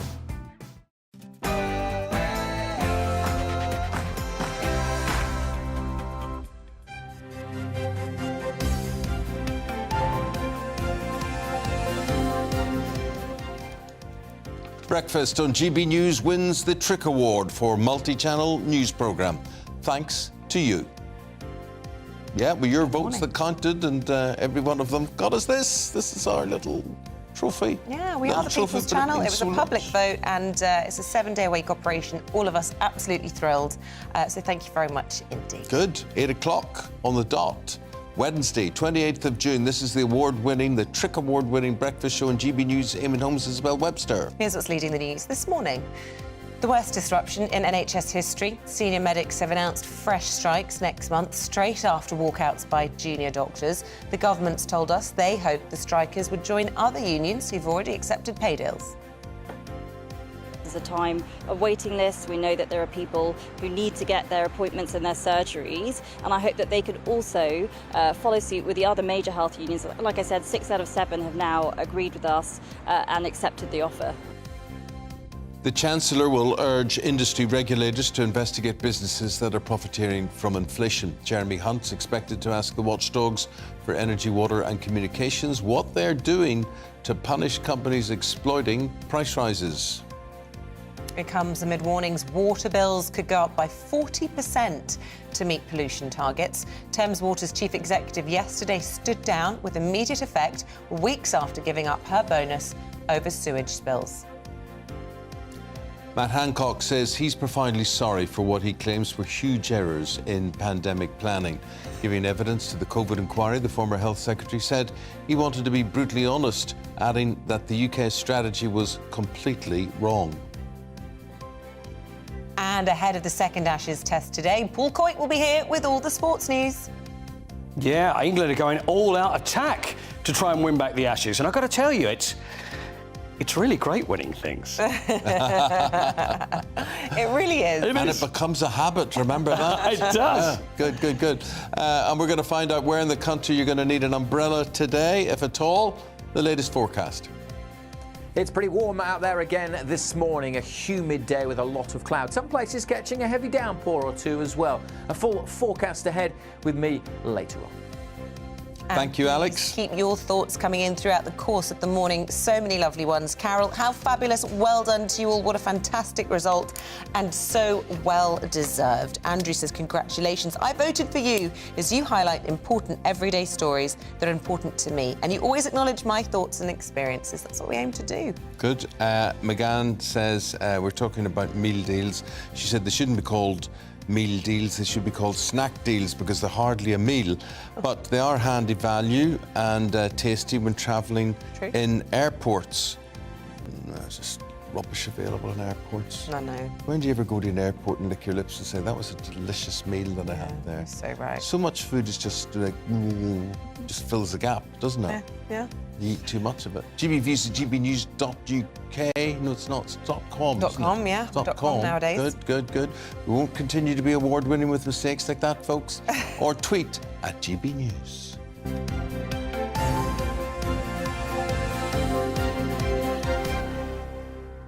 OK, to our top story this morning. The worst disruption in NHS history is to take place next month after senior medics voted to strike straight after 5 days of walkouts by junior doctors. Industrial action is going to start on July 13th. It will end on July 21st.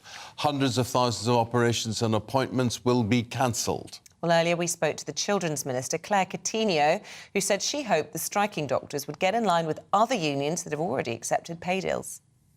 Well, I'm glad to say that 6 out of the 7 health unions have now accepted their pay offers. I saw yesterday that the nurses have decided not to strike again, and they've accepted the increases that we've put in place. And I hope the others follow suit. I think it's really important that patients are getting the healthcare that they need. We know that this is a time of waiting lists. We know that there are people who need to get their appointments and their surgeries, and I hope that they could also follow suit with the other major health unions. Like I said, 6 out of 7 have now agreed with us and accepted the offer. But 6 out of 7, and yet, as you say, huge numbers of operations and emergency services will be impacted. We've been used to seeing these senior doctors stepping into the shoes of junior doctors on strike days. Well, who's going to be filling in for consultants? There aren't the qualifications to do that. There's going to be significant disruption and, dare I say, harm to people.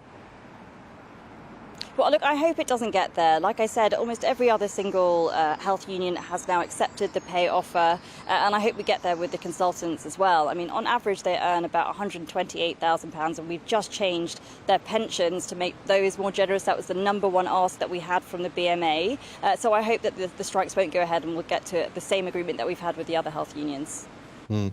Why, as a medic, would you go through your training to work for the NHS? I mean, you must accept that retention of staff will be increasingly difficult for you, people moving to the private sector, people moving to different countries around the world. Well, look, being a medic is actually a hugely oversubscribed course. I'm the only person in my family who isn't a medic, and it's an enormously rewarding career. Well, it's oversubscribed because there's a cap on the numbers that you'll train, to be clear. You're not giving enough places. My point is, well, we've just set out this week. We've just set out this week long-term plans, more plans than ever before to increase the number of places for doctors and nurses. But just to say that it is an attractive career, as you've said, it is oversubscribed. There are lots of people who want to do it. It is actually, if you talk about the consultants, as I said, the average salary is £128,000, but it's also an enormously rewarding career, and I know lots of people want to do it. But at the end of the day, too many people want to do it, you're saying there. We've got too many of them, which means that you would like the numbers reduced.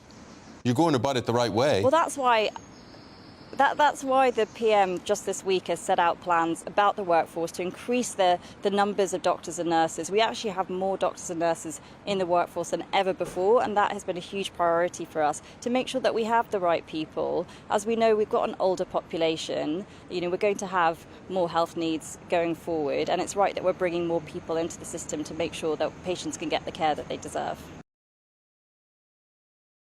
OK, now let's talk to the Shadow Minister for Levelling Up. That's Alex Norris, who we're delighted to welcome on the programme. Let's just see him there. Hello, Alex. Good morning to you. Morning, Eamonn. Thanks for having me. Yeah, we're having you. A lot of people are not having what the doctors are talking about and putting up with. And we were just talking there that when I was at school, I thought, oh, the ambition in life would be to be a doctor. I'm not smart enough to be a doctor. Now it appears, according to that minister, there are too many doctors around. Anybody can sort of do it. They're two a penny, and they're not worth paying decent money to.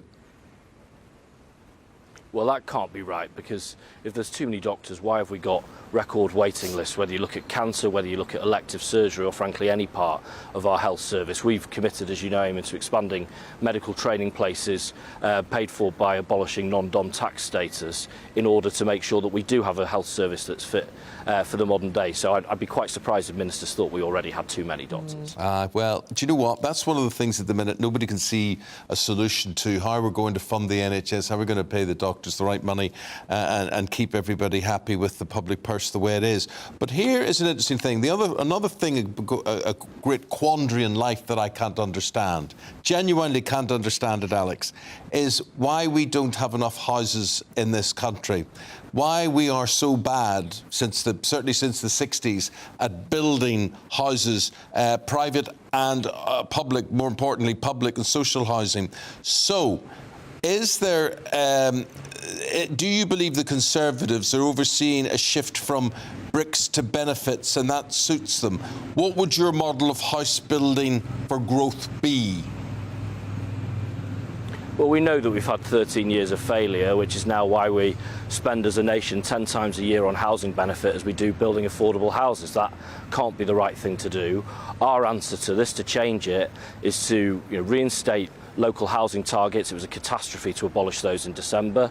We believe that there needs to be better protections for first-time house buyers, to give them first dibs in their local community, to stop them losing out to people who buy dozens and dozens just off plan.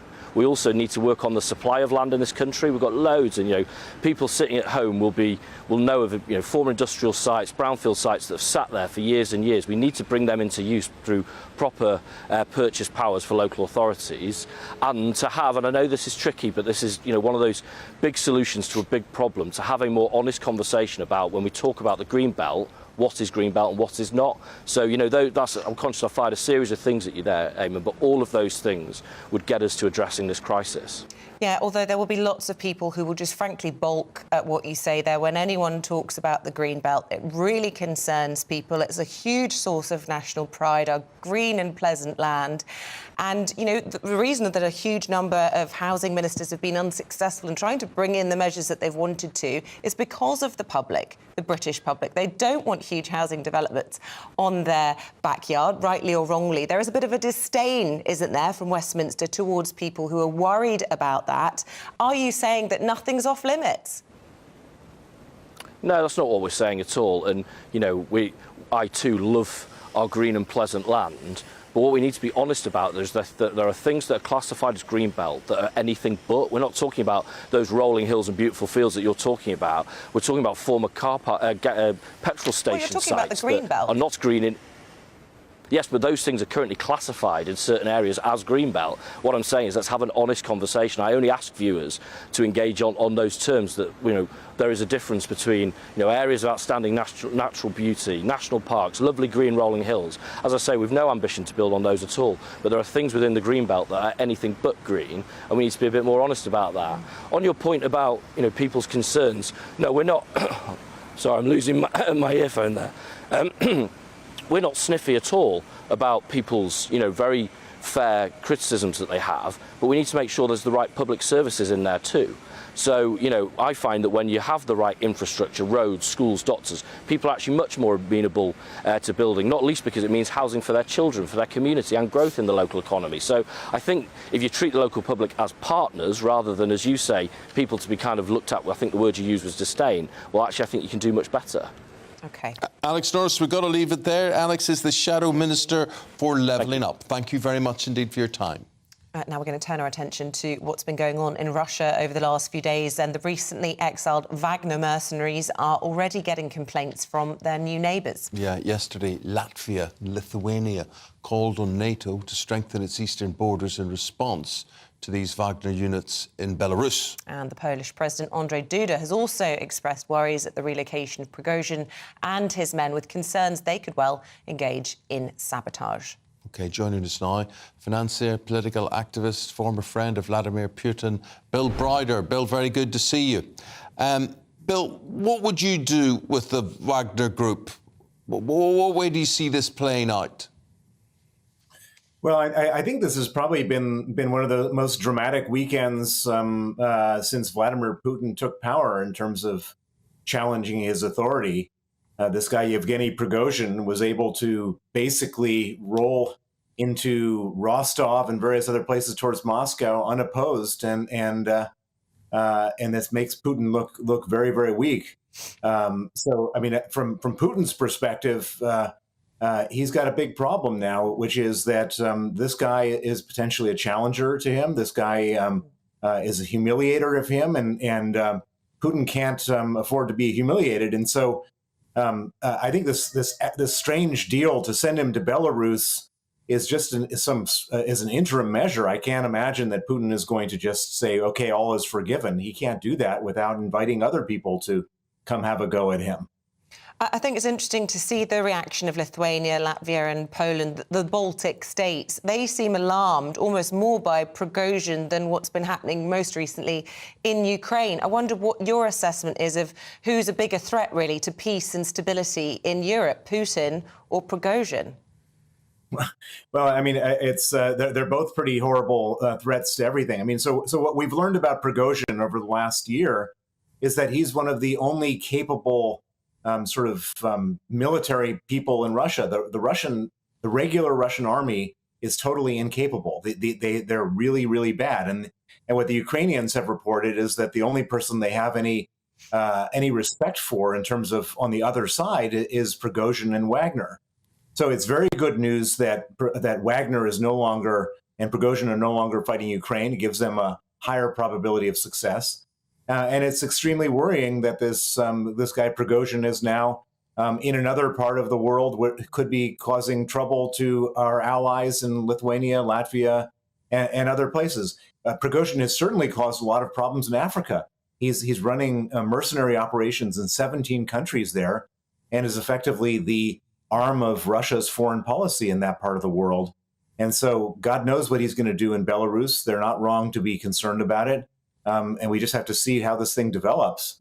But Bill, if they're an arm of Russia's foreign policy, is the party over? Is has the fallout between Prigozhin and Putin reached such a degree that they can't continue with a business relationship which I believe is worth £1 billion a year to the Wagner group in terms of funding? How do you see that playing out if these two men have fallen out?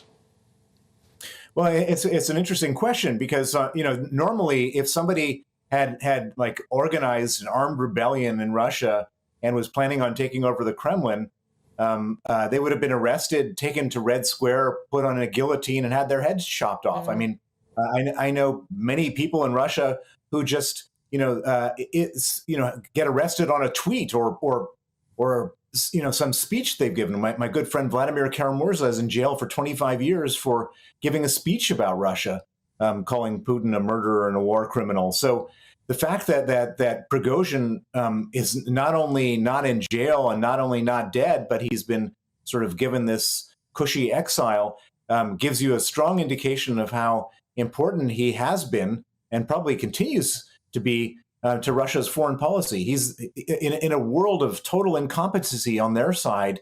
He's the only guy who seems to have any competency at all. And so I would imagine, just based on what I've seen, that they can't get rid of him right now because, these 17 countries in Africa and whatever else he's got going on. Is it cushy exile in Belarus, genuinely? I mean, we know that Lukashenko himself is not a particularly nice individual. In many ways, he is a puppet of Putin as well. How safe is Prigozhin there? And what's his role in all of this? Lukashenko's sort of become a bit of a kingmaker, hasn't he? Well, he played some positive role as far as Putin is concerned last weekend, but I wouldn't be underestimating Prigozhin. He's the most cold-blooded, ruthless killer that exists in that part of the world today. This guy is, runs all of these killing operations, these mercenary operations, and so everybody has been asking me the question over the last 48 hours, like how safe is Prigozhin? I would respond by how safe are these other guys? I mean, this guy is truly a menace to the world. He's such a cold-blooded killer. He emptied out the entire prison of murderers to work for him. I mean, this guy is so dangerous; it's unbelievable. And so, I would worry for them. As I would say, how safe is Putin? How safe is Lukashenko? Because this guy is such a dangerous man. Why is his army better than Putin's army? He's got less numbers. They seem to be better equipped. He does seem to have unquestioned loyalty from his men. How has he commanded that? Does money buy that? Well, it's a combination of things. I mean, part of the whole thing is that he's just more brutal than anybody I've ever seen. There was some of his soldiers or one of his soldiers that I can think of had gone to the other side. He brought him back, and he then took a sledgehammer to his head and killed him live on a video, like an ISIS execution video, and then sent it all around Russia. I mean, he's truly the most brutal person, and so his brutality is what keeps people in line more than anything. And he is just, the most sadistic, brutal guy I've ever seen. And so perhaps that's what explains his loyalty and his effectiveness. Whatever it is, he's the only one in that part of the world that seems to be able to conduct a sort of organized, proper fight against the Ukrainians. Ukrainians are when they talk about the Russian army, they laugh, but when they talk about Prigozhin and Wagner, they're saying that these are the only people that they rate at all. And so for whatever skills he has, seems to work to keep people in line. And Bill, he called that murder, the sledgehammer murder, as a dog's death for a dog, didn't he? Truly cold-blooded. I'm interested in the relationship between Putin and his chief of staff and his head of the defence force, Gerasimov and Shoigu. They were the people that actually Prigozhin claims most of his anger was directed at. And yet Putin has put his support behind them, hasn't he? I mean, there was a scenario, potentially was there at the weekend on Saturday, as this march towards Moscow was taking place, when Putin could have sided and collaborated with the mercenaries and got rid of Shoigu and Gerasimov?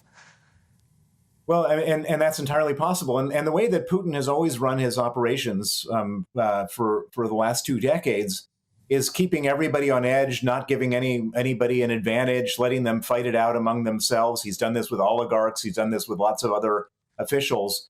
But I think he got into a place with Prigozhin where Prigozhin was just getting too big and too powerful. And I don't think that Putin has a huge amount of respect for Gerasimov or Shoigu, his defense minister or the chief or defense chief. I think that he just wants to keep everybody on edge. And in doing so, his strategy, which has worked pretty well for him for the last 23 years, blew up in his face, where he had this one guy, Prigozhin, who just said, well, if you're going to keep me on edge and put these guys ahead of me, I'm going to march towards Moscow. And even though Prigozhin didn't succeed, the damage that he's done to Putin is incalculable. Putin is a strongman dictator who now looks weak. And it's very difficult to recover from a situation like that in a country where weakness is despised. If you were Prigozhin, could you sleep easy? Or which one is more likely to have a disturbed sleep, Putin or Prigozhin?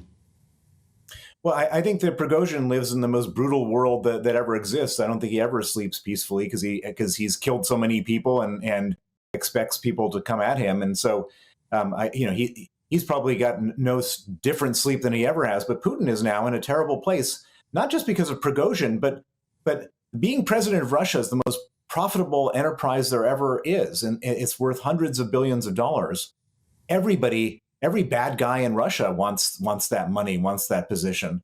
And all of a sudden, what Prigozhin has shown the world and his Russian compatriots is that there's a chink in the armor, that Putin is not all powerful, that you can just roll a bunch of tanks into Rostov and nobody will fire back at you, and they'll put roses on your tanks. And in putting that message out there to the Russian people, other people are going to have a go. There's no question that Putin, at this point, has to do something very dramatic to scare everybody back into their place, because that's how he's governed Russia for the last 23 years. Everybody has been scared. Now, all of a sudden, it doesn't look so scary. Well, Bill, it's always fascinating to get your insights. Absolutely horrifying topic. We hope to talk to you again very soon. Thanks for coming on. Thank you. That was very interesting, wasn't it? Gosh, that Prigozhin guy, you don't want to mess with him. He does look mad, though, doesn't he? Looks horrid, yeah. His eyes are all lit. Both of them. I mean, he's a pastry chef. That's what he is by he's a profession. petty thief turned hot dog maker turned school catering contract turned chef for the Putin. But he gives the Quite the impression that he story. is a, highly trained military man. You look at him and... Just a hard man. Hard man, yeah. A gangster. Wow. Like so many of them. He smashes heads, be careful. Yeah, 8:22 is the time. Let's bring you up to date with the rest of today's top stories. The government's climate advisors say they're concerned about the slow progress in achieving net zero targets. They would, wouldn't they? The Climate Change Committee says action on the pledge to reduce emissions by 70% by 2030 is worryingly slow. The government says the UK is cutting emissions faster than any other G7 country. Boots is to close 300 of its stores across Britain over the next year, despite posting stronger sales over the last quarter. The move will reduce its sites, and retail giants is insisting staff will not be affected by the closures. Oscar-winning actor Kevin Spacey set to face trial at Southwark Crown Court over alleged sex offences against 4 men. The charges include sexual assault, indecent assault, and causing a person to engage in sexual activity without consent. The 63-year-old denies all the accusations.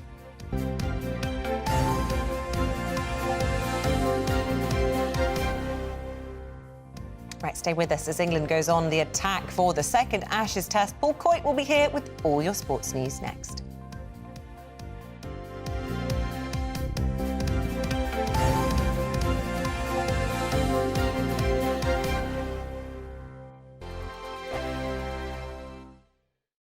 Like all families, we have arguments every now and then, but actually we agree on what the mission of GB News is, and that's the most fundamentally important thing. GB News provides the kind of platform that lets all voices be heard. We don't hold back. We're free to say what we really think. Just because some people who live in a tiny little Westminster bubble think that their particular story is important, that's not the most important story for me. And often they will be difficult stories, stories that you won't find on the establishment media. Because what people think in the north of England may be very different to what they're thinking in the home counties. We're going to carry on telling the world what life is really like for households up and down the UK. We love to be in your car, in your kitchen as you're having your breakfast. Whatever you're doing, you are part of the show. If it matters to you, it matters to us. Britain's watching. Britain's watching. Britain's watching. We're proud to be GB News, the People's Channel, Britain's news channel.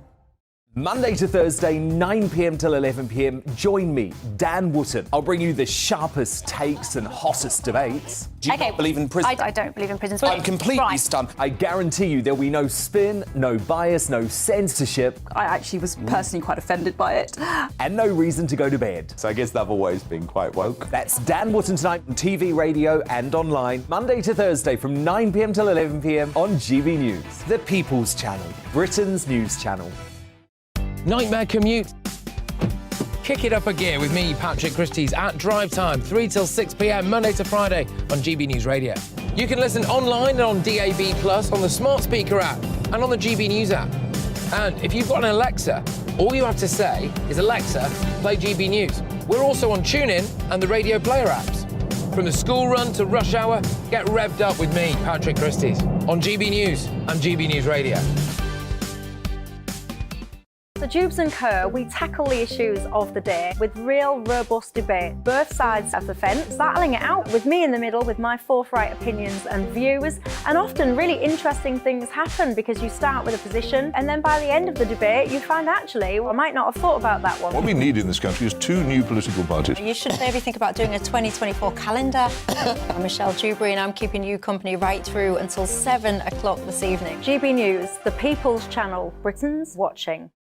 Westminster is going around in ever-decreasing circles, followed by the media. Britain is broken.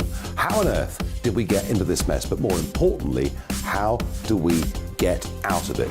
Join me at 7 p.m, Mondays to Thursdays on Farage, here on GB News. We will have open, rational debate. We've got to work out how Britain moves forward from this. Join us here on GB News, the People's Channel. Britain is watching. You've probably seen politicians interviewed 1,000 times, but we do it differently. We find out who they really are, we don't shout, we chat, and hopefully we bring a bit of light, not just heat. Did you know Kate Moss? Apparently.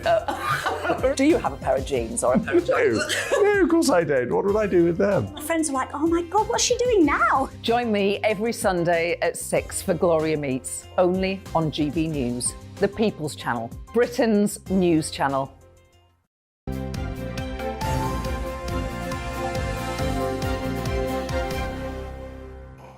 Still to come on the programme this morning at 8:45. We're going to be at Southwark Crown Court. A big Hollywood case taking place. Kevin Spacey will be on the stand for sex charges.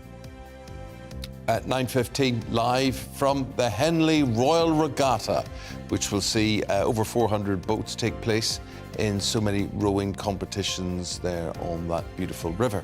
And we are the People's Channel. We won the Trick Award because we are the People's Channel. Where is it? Well, it might be in the newsroom with some of our team who will be introducing you Who's to got in the award? a little while. But just to say, do keep your thoughts coming in. We love to reflect them throughout the course of the programme. GBViews at gbnews.com.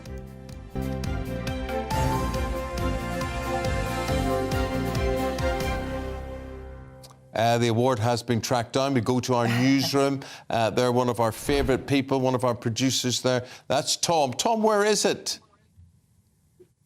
Oh, dear. Good job you can produce. You can't work cameras. It's in my hand, right here. I've stolen it from you, Eamonn. Yeah, good lad. No, you haven't stolen it. It's as much yours as it is ours. We'll tell you, this man is a saint. Tom is a saint because he deals with our appetites here, doesn't he? He cooks things and brings them in. He's very sweet. He's very He's sweet. also a very talented producer and voices things and packages for us and works all the hours. Tom, just, I suppose on behalf of the team in the newsroom there, just tell us what it means for you. I mean, Eamonn and I have been talking about how it actually helps us, you know, getting up at 3 in the morning. It's real recognition for that. What about you guys? Yeah, I mean, you know, for us, it's just so exciting every day. We also get up at 3. Well, we're here at 3. We get up a bit earlier.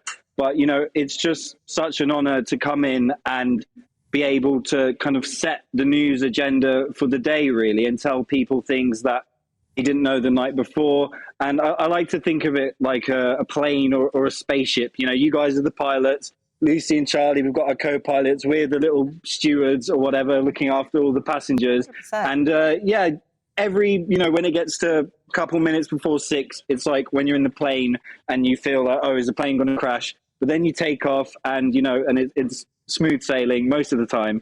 So, yeah, it's exciting every day. And, yeah, and it's an honour and a pleasure.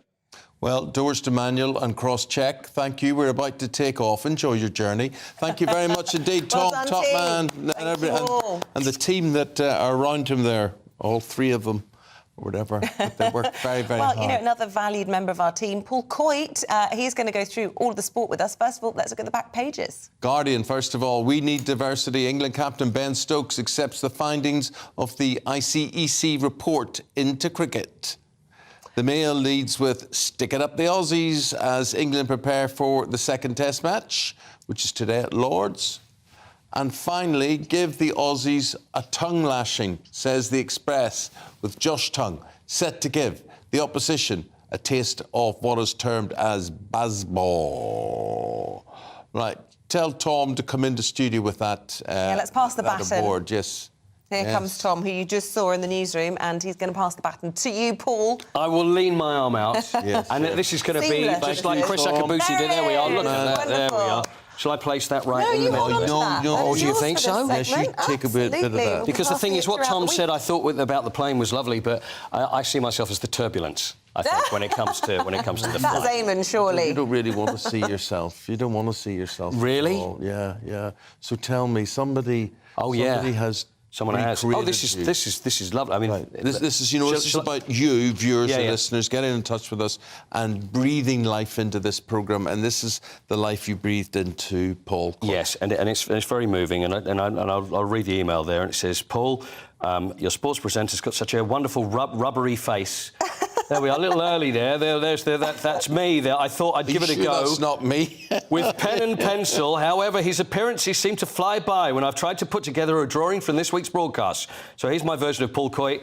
I bet you're glad I told you who it's meant to be. Jill Beaton. Thank you, Jill. Thank you, Jill. This looks lovely. The pots are lovely there, the plants, even my iPad in front looks smashing. But I'm not sure about Sam Allardyce just sitting behind there. Well, what do you reckon? Well, I'm not sure it's true likeness. Jill, don't worry about Isabel and I. We've got no room in our walls, so we're not. But that's very kind of you. No room in the picture, I think, with me looking like that as well. There's only room for one. You go on a diet, Paul. I know I do. I know. Ash's second test at Lord's today. How do you see this one?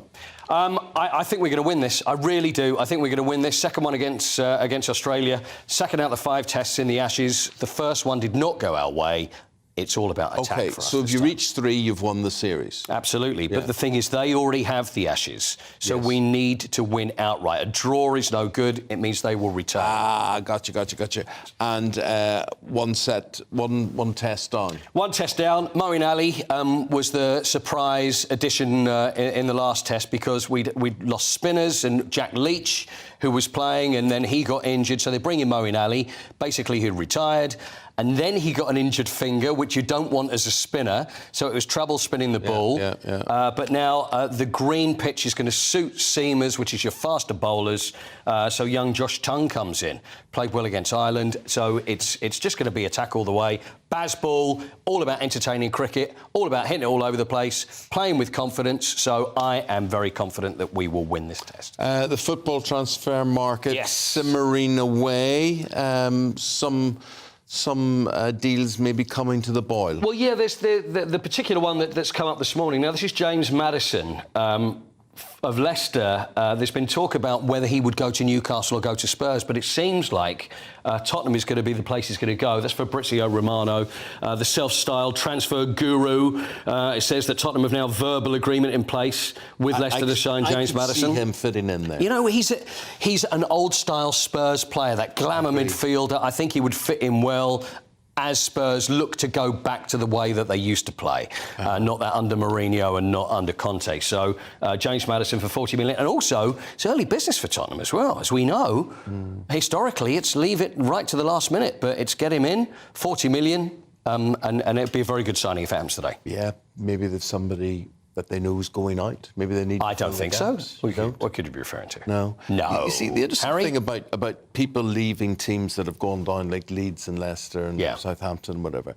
it could be the season ahead. Just could be a wonderful season. It could be. For those teams, you know, if they keep their players, they could be winning all round them, couldn't they? Could be a great season to come back. Always could be, but as a player, they're just going to think, right, I want to be playing in the Premier League. I don't want to be playing in this. I'm not saying this about James Maddison, but because he seems like a decent lad. But there's a lot of players who will just think, well, I'm too good for this. I shouldn't be here. I will jump ship. There's no loyalty in football anymore. It's about going off and going to a bigger team, getting the wages up and playing Premier League football, and who knows what after that. So I agree with you. You know, playing in the Championship could be a great season, but if you've got a chance to be playing in the Premier League instead, that's more likely what you're going to do. What other deals are catching your eye, or possible deals? Well, again, it's the same names that are going around. I mean, you mentioned Harry Kane. There's a lot of talk about Harry Kane and Bayern Munich and 60 million. It's not going to happen. He's not for sale. No, but if he is for sale, it's 100 million plus. It's got to be 100 million plus. So why are Bayern even just annoying people with a 60 million bid? Because they're chancing their arm in a Bavarian fashion. That's what they're doing. They're just chancing their arm. They just have a go, throwing out. There's not an official approach, but it's when things get leaked out. Oh yeah, Bayern Munich. Oh yeah, we'll offer you 60 million. Maybe we'll see. We'll just see, because they lost Robert Lewandowski last year. They need a striker. So let's see if anybody bites. But that's not really going to be the place he's going to go. Declan Rice as well. Now it looks like Arsenal are now back in the box seat, because we're looking at £100 million which has been offered by Arsenal. They've now topped Manchester City's bid from yesterday. So it is, it's the old bidding war thing going on. So when Man City are going to come in, Rice is going to leave West Ham. It's just where he's going to go. But I think probably Arsenal is where he's going to be. Good man, Paul. Thank you very much. Thank you very much.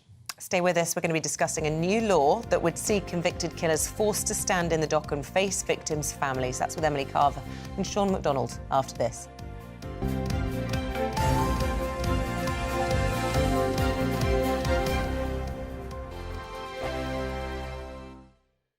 First and foremost, I am a GB News fan, and I was before I was working here. Just love the fact that we're asking the questions that a lot of establishment media won't ask. With a bit of a twist, we not only want to inform you, but we want to keep you entertained. It's worth the drive because you get in and the team's all ready and waiting, they're itching to go, and it's a proper little family. GB News is the people's channel. It's the audience that makes the programme sing. We're giving our viewers and our listeners a voice. I see the thousands of your letters, tweets, emails, you name it, coming in. Britain is broken. How on earth did we get into this mess? But more importantly, how do we get out of it? The establishment had their chance. Now we're here to represent you. It's time for something different. It's time for GB News. I'm very patriotic. I believe in Britain. Our best days lie ahead. Britain's watching. Britain's watching. Join us here on GB News. The people's channel. Britain's news channel. Join me, Patrick Christie's, Monday to Friday, 3 till 6. We tackle the day's news agenda like you've never seen before. It's high tempo, high octane, the most controversial topics and the best guests. You will not be able to take your eyes and ears off it. I'm not afraid to ask the questions that you really want answered. 3 till 6 p.m, Monday to Friday on GB News, the People's Channel, Britain's news channel. I'm Andrew Doyle. Join me at 7 o'clock every Sunday night for Free Speech Nation, the show where I tackle the week's biggest stories in politics and current affairs with the help of my 2 comedian panellists and a variety of special guests. Free Speech Nation, Sunday nights from 7 on GB News, the People's Channel, Britain's news channel. GB News has its own late-night paper preview show, Headliners, where comedians take you through the next day's top news stories. You don't have to bother reading the newspaper, we've got it covered for you. Headliners, every night at 11 p.m, and repeated every morning at 5 a.m. We won't send you to sleep like some of the other paper review shows out there. GB News, the People's Channel, Britain's news channel. Join me, Camilla Tominey, on Sunday mornings from 9:30, taking the politicians to task and breaking out of SW1 to see how their decisions are affecting you across the UK. Bursting the Westminster bubble every Sunday morning, only on GB News, the People's Channel. Britain's watching. Every Sunday from 11, join Michael Portillo. There will be topical discussion, looking at the week before and the week to come. So kick back and relax at 11 a.m. on Sundays on GB News with me, Michael Portillo. GB News, the People's Channel, Britain's news channel. What you get for breakfast is something that, if we do our jobs right, you will wake up to news that you didn't know the night before. It's a conversation. It's not just me and Eamonn. We want to get to know you, and we want you to get to know us.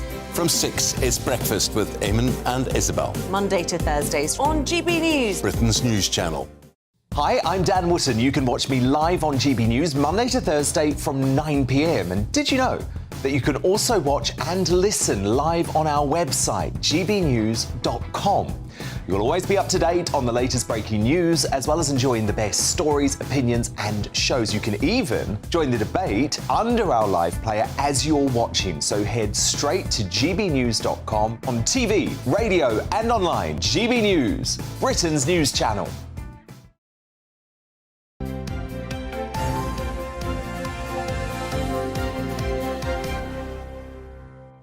Welcome back. We're going through the papers now with the broadcaster and host of the Blethered podcast, Sean McDonald, and the columnist at Conservative Home, Emily Carver. One last look at the papers. And Emily, you've chosen a story in the Mail, and I think probably all of us agree that this is absolutely the right decision, that killers have to be in the dock to face justice. We've seen 2 really high-profile murder trials recently when they've been complete cowards and they've been allowed to insist they want to stay down in the cells. Yes, I think it was Thomas Cashman, the killer of Olivia Pratt-Corbell, which really highlighted this, and huge debate over whether or not convicted killers should be forced to go into the dock when they're being sentenced. And I think there was pretty much consensus that they should be, not only for the families, but also for there to be a strong sense of justice and them to hear testimony about how much pain that they've caused. And I think this is the right move. Hopefully ministers will sort this out sooner rather than later. I imagine it will take a little while for this all to feed through into the law. But yes, a win for people who believe in justice and believe you shouldn't be able to just cower in your cell while you're being sentenced. Well, it also happened for the family of Zara Alina, who was brutally murdered by Jordan McSweeney, and he refused to take the stand. The truth is, these kinds of psychopaths, it probably has absolutely no impact on their remorse, but it is significant, I think, for the families. And I think the whole purpose of justice is for the victims and their families to feel some sort of closure and justice. And if it means then the killers are facing them when those impact statements are being read out, then it has to be the right decision. Yeah, absolutely. I think that's an important point you make there about closure. This is a whole process that people have to go through, and probably to hear these horrible details of what happened to somebody that they love, for the person who's then convicted to have, I suppose, the audacity to say, no, I'm not coming. That should be completely taken out of your hands if you're convicted. So, yeah, I'm glad to see that coming in as well. Sean, you want to talk about the story in the Express, and we're supposed to be feeling sorry for supermarket bosses now who say that actually they're not profiteering during the cost of living crisis. I think Sainsbury's came out and said that they were only pocketing £3 in every £100. Yeah, they're saying that they're making significantly less money. They have the four main chiefs, Tesco, Morrison's, Asda and Sainsbury's, have been in front of the Business and Trade Committee and saying that it's the most competitive that they've ever been, that customers are looking for the cheapest prices and they're able to provide them. I think we can all safely say that is not entirely the case. I speak about it quite often, and when we're looking at inflation, one of the significant factors of inflation is everyday prices are going absolutely through the roof. We're seeing a fluctuation of prices that have to be brought under control. The government were talking about bringing in measures that would see prices regulated or price caps put on things.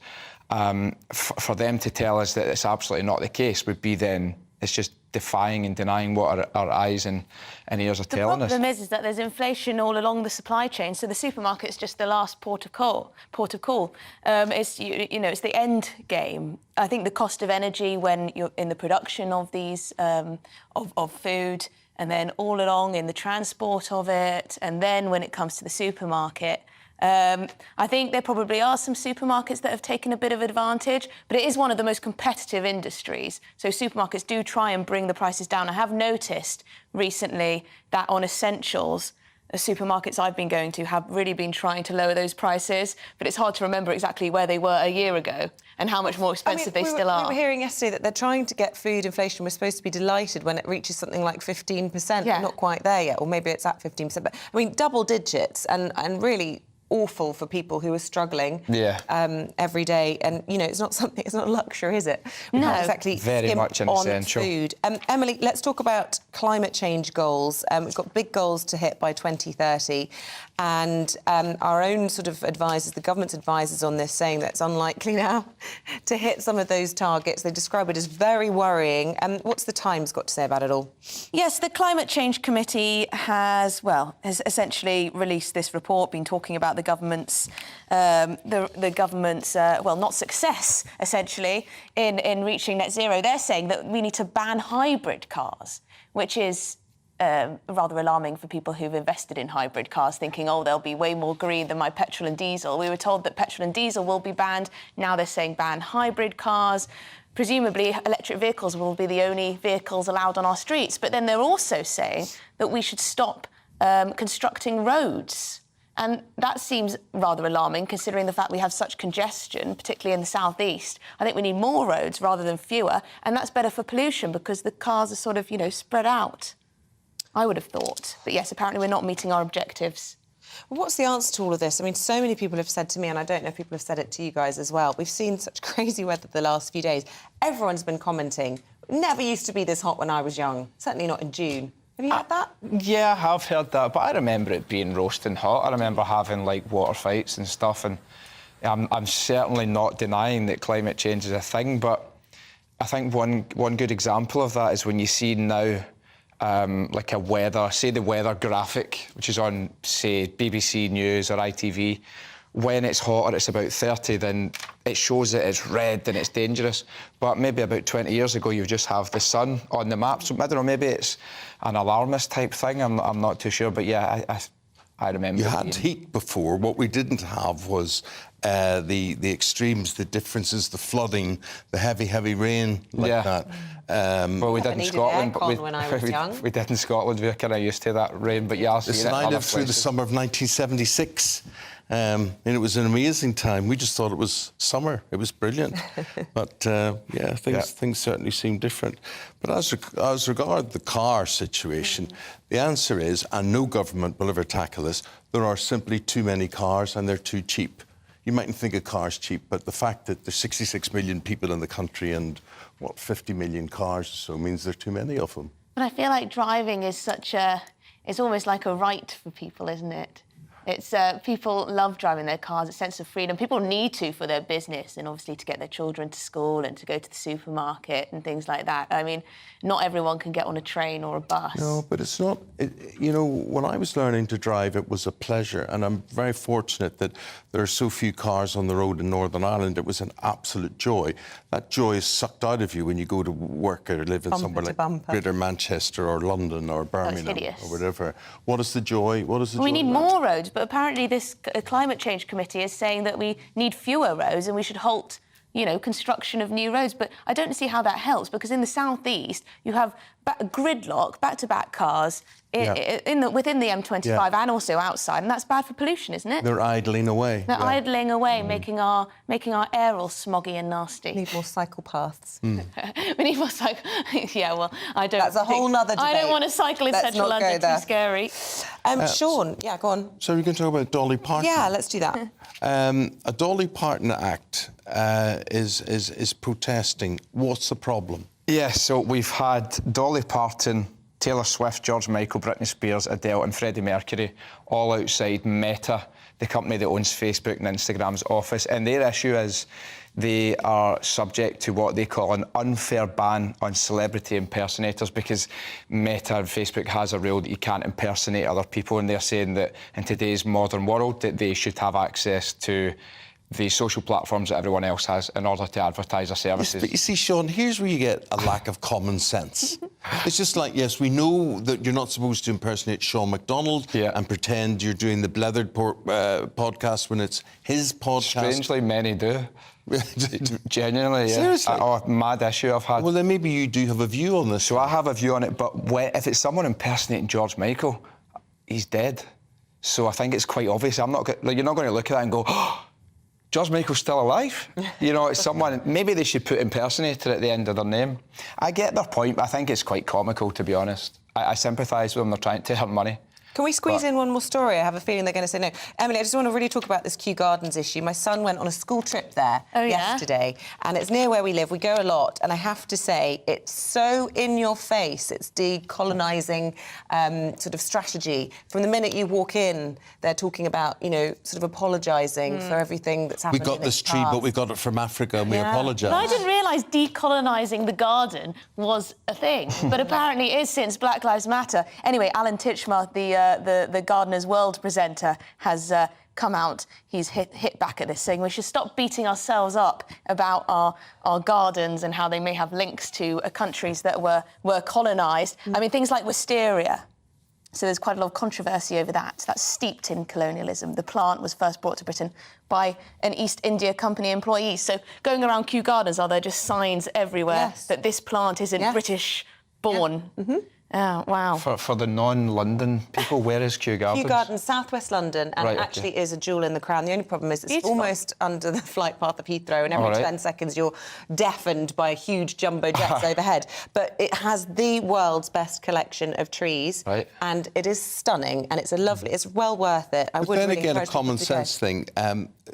There's a banana tree, right, whatever, and you think, well, obviously they didn't get that in Dulwich or whatever it is. Exactly, they travelled the world and got these trees all over the world, but we have to apologise for it. Is that such a terrible thing? Because you're not stopping other places from having the trees, you're just bringing them over here as well. Well, Alan Titchmarsh says it isn't, so we'll go with that. He's fed up with it. He just wants us to enjoy the flowers for what they are. Beautiful. We're all for that. We're all for that.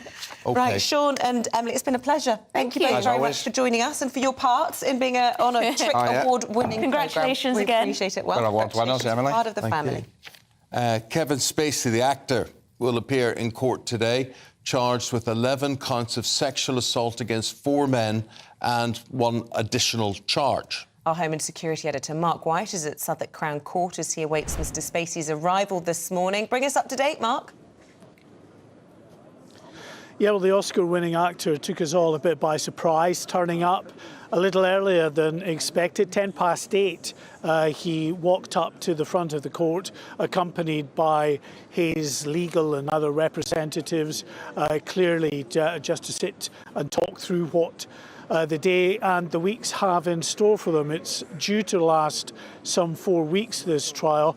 Today we'll get the swearing in of the jury, probably a lot of legal arguments, as there always is with these big cases, and we may not get the case getting underway properly. We'll just have to see how things fare later in the day. But you're right, he faces a total of 12 charges of sexual assault, of other sexual offences, including a more serious charge of engaging in penetrative activity with another without their consent. Now, that latter charge could hold a fairly lengthy jail term if he's found guilty. As I say, the case itself is due to get underway shortly after 10 o'clock this morning. Kevin Spacey denies all of the charges against him, which took place around about the time that he was the artistic director of the Old Vic here in London. That courtroom. Mark, thanks very much. We'll be back with you throughout the course of the day here on GB News. We appreciate it. Thanks. Please stay with us. We'll have more on the worst disruption in the NHS's history. This is because senior doctors are following junior doctors in walking out. But first, here's your Wednesday forecast with Alex Deakin. Good morning, I'm Alex Deakin and this is your latest weather update from the Met Office for GB News. Quite a warm and humid start to the day. Some places getting a bit of a soaking later on, turning fresher in the northwest as this weather front slowly starts to clear through. But for the time being, we're between these weather fronts, and in here we call this a warm sector. There's a lot of really warm and humid air. You probably noticed it was a pretty warm one through the night. So it's not too chilly out there this morning. It is mostly pretty cloudy. Some places seeing a bit of sunshine, but some spots, particularly Northern Ireland, seeing some quite heavy bursts of rain. That's spreading into parts of southern Scotland during the morning. A few showers over parts of England and Wales, mostly to the north, much of the south. Again, staying dry, quite warm and humid here, despite not a lot of sunshine. Temperatures getting up to 24, 25, maybe 26 Celsius. It will start to turn fresher as the rain clears away from Northern Ireland and western Scotland later on. But as it moves east, it could turn quite heavy for a time. Some heavy downpours for parts of northeast England, eastern Scotland possible this evening, before that all drifts out into the North Sea. Now, if you're looking for rain across East Anglia in the southeast, could be some good news. That rain may pep up through this evening and into tomorrow. Elsewhere, it'll turn clearer overnight and it will be a fresher, cooler night, but still quite warm and humid across the southeast with this cloud that is likely to bring some rain during Thursday. Some heavier bursts mixed in with that tomorrow. Some uncertainty about when it will clear away. It should be heading away to the east, but it may linger in the far east of England into the afternoon. Elsewhere, a much brighter day, but still a fair bit of cloud around, and there will still be some showers. The one thing you'll notice, a fresher feel. We'll lose that humidity, temperatures back into the high teens across the north, low 20s further south. The weather remains pretty changeable for the next few days. Some rain coming in from the northwest on Friday. A few showers, but many places looking dry and cooler this weekend. When the news happens, it happens here. And really important breaking news. Breaking news this morning. On TV, radio and online, the news starts here on Britain's Newsroom. All the biggest stories and the answers that you need from across the UK and beyond. Join Britain's Newsroom from 9:30 on GB News. The People's Channel, Britain's news channel.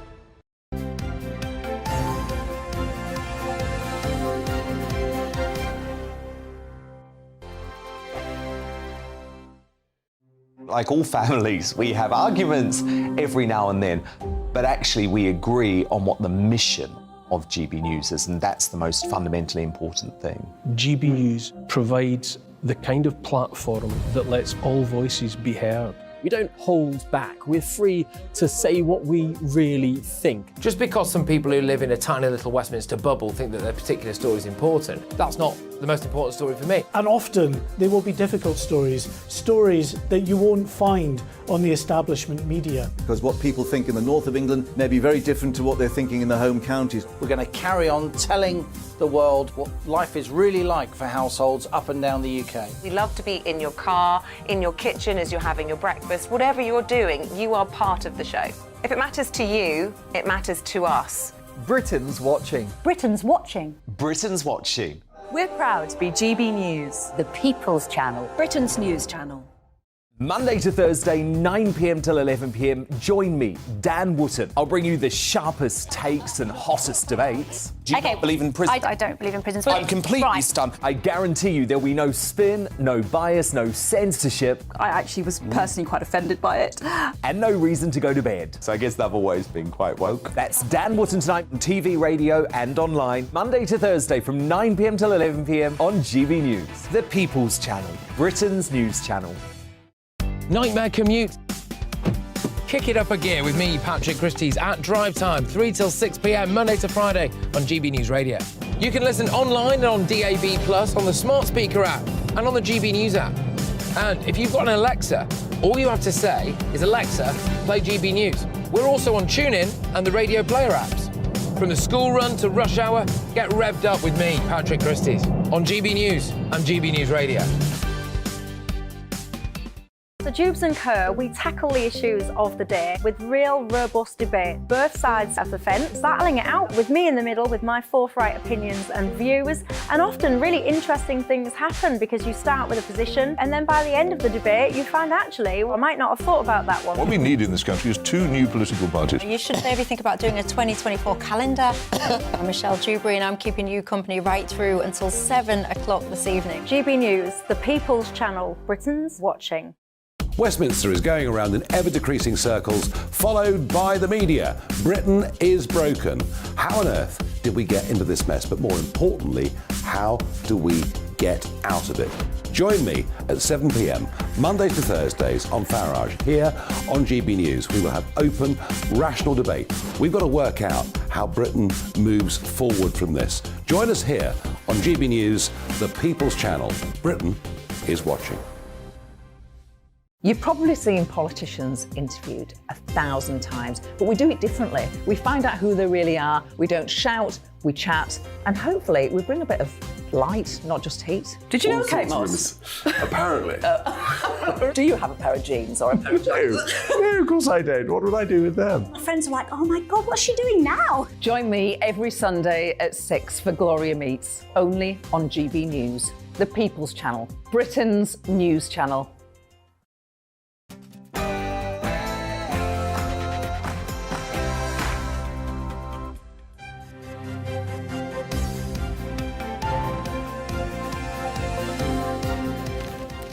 Breakfast on GB News wins the Trick Award for multi-channel news programme thanks to your votes.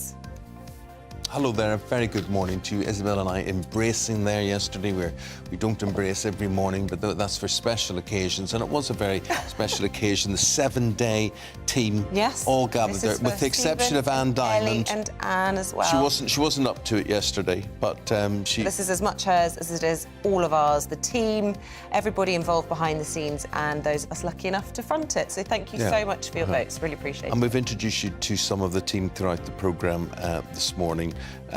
We want all of them to get their hands on that. Okay, so it is 9 o'clock. It is Wednesday, the 28th of June. This is the Trick Award-winning breakfast show in GB News with Eamonn, Holmes and Isabel Webster. Here's what's leading the news this morning. The worst disruption in NHS history. Senior medics have announced fresh strikes next month, straight after walkouts by junior doctors. The government's told us they hope the strikers would join other unions who've already accepted pay deals.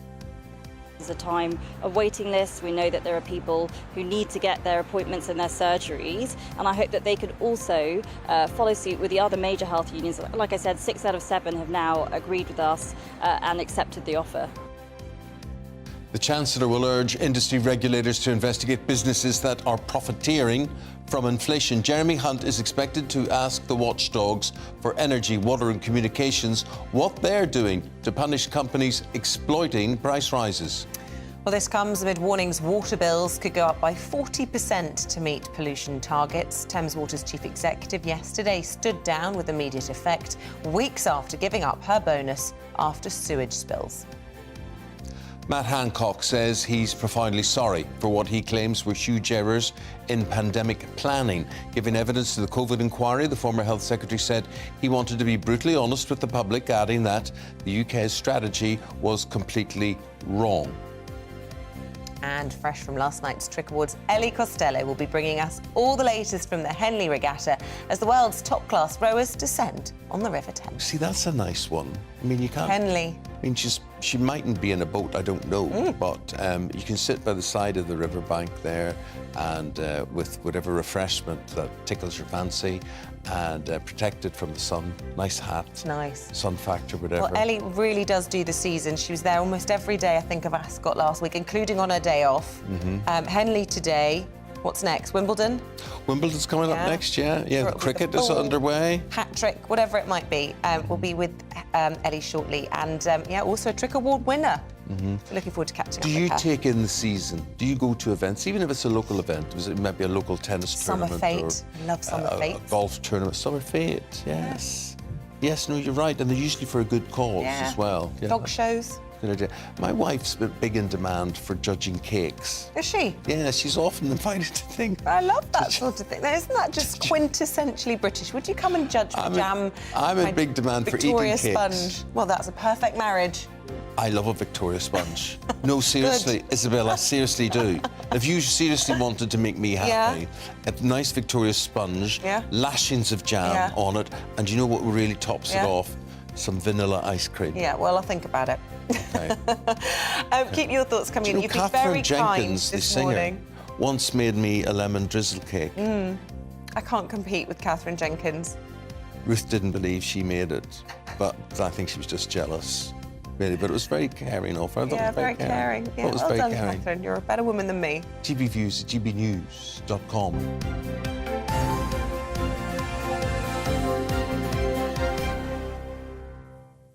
OK, our top story this morning. It is the worst disruption in NHS history, which is due to take place next month now after senior medics have voted to strike straight after 5 days of walkouts by junior doctors. Well, this is serious stuff. Industrial action will start July 13th. It will end a week later on July 21st. Hundreds of thousands of operations and appointments are predicted to be cancelled. Well, earlier we spoke to the Children's Minister, Claire Coutinho, who said she hoped the striking doctors would get in line with other unions that have already accepted their pay deal. I'm glad to say that 6 out of the 7 health unions have now accepted their pay offers. I saw yesterday that the nurses have decided not to strike again, and they've accepted the increases that we've put in place. And I hope the others follow suit. I think it's really important that patients are getting the healthcare that they need. We know that this is a time of waiting lists. We know that there are people who need to get their appointments and their surgeries, and I hope that they could also follow suit with the other major health unions. Like I said, 6 out of 7 have now agreed with us and accepted the offer.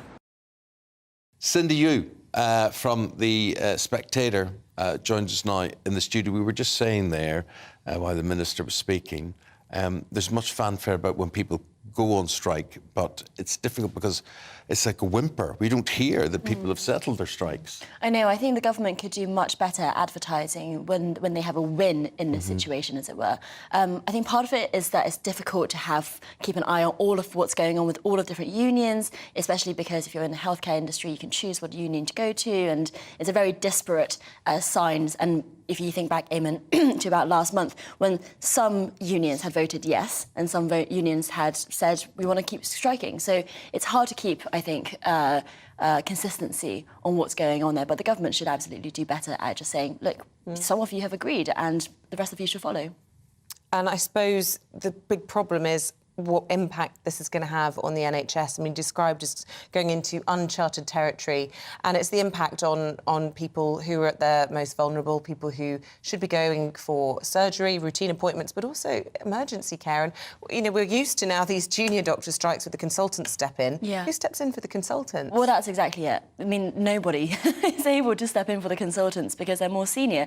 And so this is really kind of the worst period of striking since striking has started. Has it been a year now that the strikes have been going on? I mean, it's June 2023. So this is really serious stuff. I think it's very difficult to have sympathy for the consultants, though. You know, their average wage is something like £100,000 a year. So objectively, quite high income.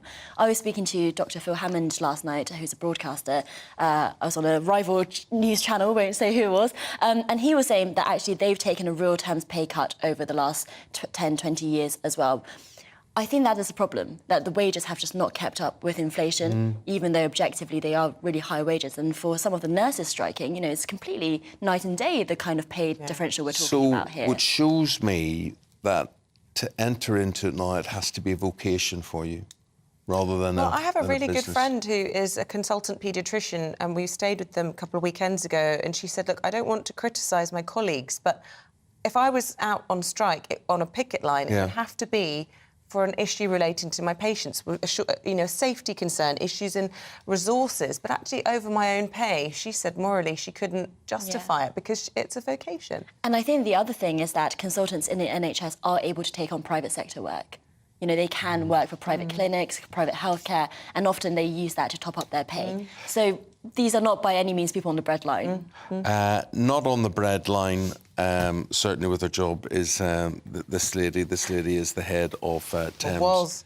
Was. She's now resigned, and her name is Sarah Bentley. Boss of Thames Water. She's quit the company. And the company has to get £1 billion, £1 billion, from its shareholders. And this water company, Thames Water's, faced repeated recriminations over dumping sewage and hosepipe bans. Now, Cindy, here's my view. I think there's not one of these water companies that it's turned out the way it should have for them. It looked like the government gave away the water franchises, basically said, please take these off our hands, make us an offer. They gave them to anybody. These companies then thought, well, this is good. We don't have to do anything. We'll just literally turn on the taps and make money. Then they found out they had to invest. They had to build reservoirs, which they didn't. They had to repair lots of leaky pipes. They had to improve their standards in so many ways. And when you think about it, if someone approves a housing estate, you know, of 70 houses or so, that's 70 more showers, toilets, baths, washing machines, whatever, that this lot have to cope with and deal with. And in the south of England, you were talking about climate change earlier on, the water doesn't seem to be there anymore. So it wasn't the easy buy that they thought they were getting 20 years ago or so. Yes, although they have made massive profits from it, the investors involved here. But the profits had to be reinvested. They thought they could take the money out, but what they had to do was put the money back in. Well, that's right. So Thames Water in particular has huge debt. I think it's got record level debts for the utilities company, but it's also been paying out record level bonuses and dividends to its shareholders. I think 10 years ago it was taken over by an Australian investment fund, which basically has been running it like a business, but not a business that has any competition in that area. And that, I think, is a fundamental problem. When you privatise utilities companies which don't have any competition locally, you know, they're not trying to drive down prices because they don't have anyone to compete with. And so whatever they do is down to the regulators like Ofwat to make sure that it's all OK. And clearly Ofwat hasn't had enough teeth or hasn't had enough motivation or whatever it is. It's meant that there have been record number bonuses, dividends and pay for Sarah Bentley. She's not on a breadline either. 1.6 million a year. But the thing is, I think these companies have a responsibility to improve all our lives as well, to make water more efficient. Whatever happened to the idea of desalinization? You know, there's all the seawater. Nobody seems to be taking the salt out and turning it into water. That's the responsibility of these companies, which would ease the pressure on climate change, whatever. So many things that I think they could be doing, making our rivers, the quality of our rivers better instead of worse, not dumping, this idea of dumping sewage into the sea, it's just got to stop. Yeah, absolutely. It's really... So that's one to talk about. Yeah, and I suppose off what, you're highlighting their role in all of this, they're being summoned, among a number of other regulators, to go to Downing Street to meet with the Chancellor. Let's speak to our political editor, Darren McCaffrey, this morning, who is outside number 11 Downing Street. Good morning to you. Darren, what is the Chancellor going to be saying to all of the regulators this morning? Yeah, very good morning, Isabel and Eamonn. Congratulations on that award. As you say, the Chancellor's meeting the heads of many of these organisations. In fact, we've just seen some of them leave in the last couple of minutes, so it does seem that the meeting is wrapping up. He's meeting the head of Ofgem, that's around energy, Ofwat, which is water, Ofcom, which is telecoms, and the Competition and Markets Authority. The idea here is to see what the regulators of this country are doing to try and manage inflation in terms of trying to potentially regulate companies better to ensure, as the Bank of England's governor seemed to be suggesting last week, that companies are not profiteering from rising inflation. There have been suggestions, particularly in the supermarket sector, that maybe they were pushing up prices at a time when inflation was high, simply because they could get away with it. Now, they denied that yesterday in Parliament. They were talking to MPs, saying that actually lots of this has been driven by wage increases in an attempt to retain staff. But it's not just, and we focused an awful lot on food, haven't we, in the last couple of months. Other things like mobile telephone bills are going up a hell of a lot, actually, in the last couple of months. Again, the Chancellor asking the regulators, is this necessary? Do those companies really need to push up these bills?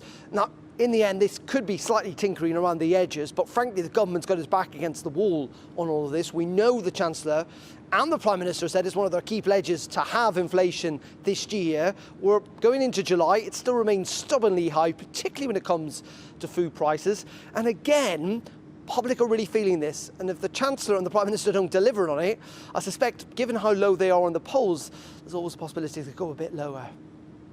Darren, thank you very much indeed. Britain's newsroom coming up at 9:30. It's day 3. It's still survived with Andrew Pearce-Pimpton. How are you liking your new identity? No, how about congratulations to you guys for winning breakfast? Well deserved, richly deserved. I said to you yesterday, Eamonn. You did? Good luck, and you're going to win. Yeah. And you did.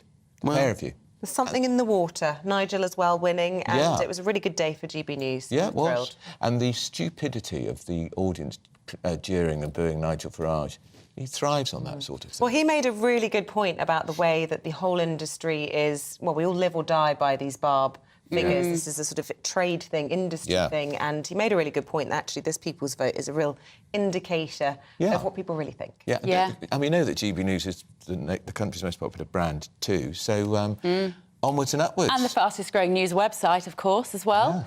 Yeah. Radio stations doing pretty well too. Yeah, it's so satisfying because, as you know, we've taken a lot of stick. There's been small organisations which have harmed our advertising potential, and yet we're still here and we're still fighting. And clearly the public, there's amazing, intelligent, wonderful viewers and listeners out there, clearly know what they like. I think you're right, Bev, from the point of view that whatever it is, there is a connection. Yeah.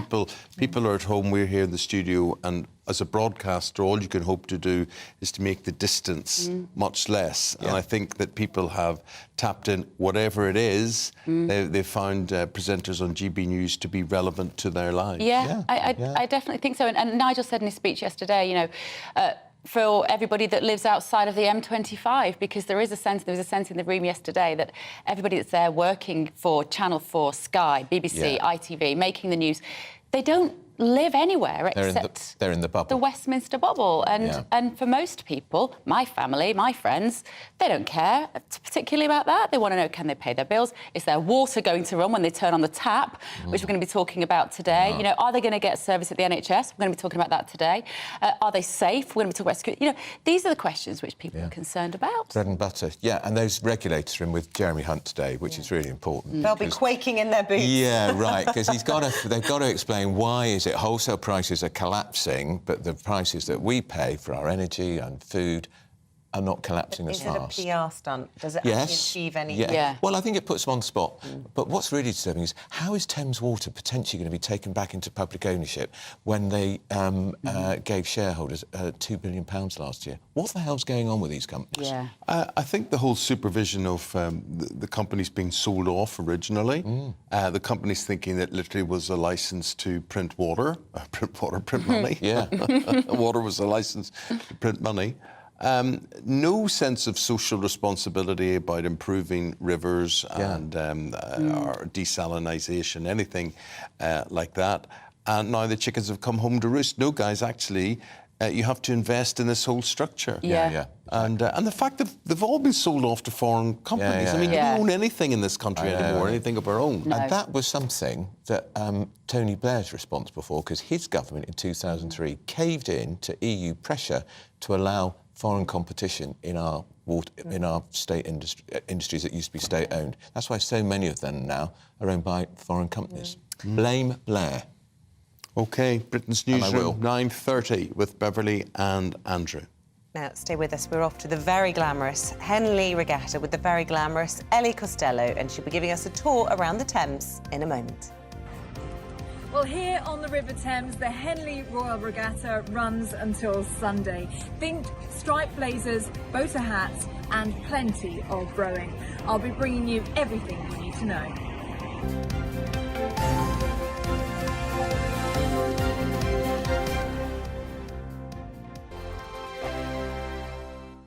First and foremost, I'm a GB News fan, and I was before I was working here. Just love the fact that we're asking the questions that a lot of establishment media won't ask. With a bit of a twist, we not only want to inform you, but we want to keep you entertained. It's worth the drive because you get in and the team's all ready and waiting, they're itching to go, and it's a proper little family. GB News is the People's Channel. It's the audience that makes the programme sing. We're giving our viewers and our listeners a voice. I see the thousands of your letters, tweets, emails, you name it, coming in. Britain is broken. How on earth did we get into this mess? But more importantly, how do we get out of it? The establishment had their chance. Now we're here to represent you. It's time for something different. It's time for GB News. I'm very patriotic. I believe in Britain.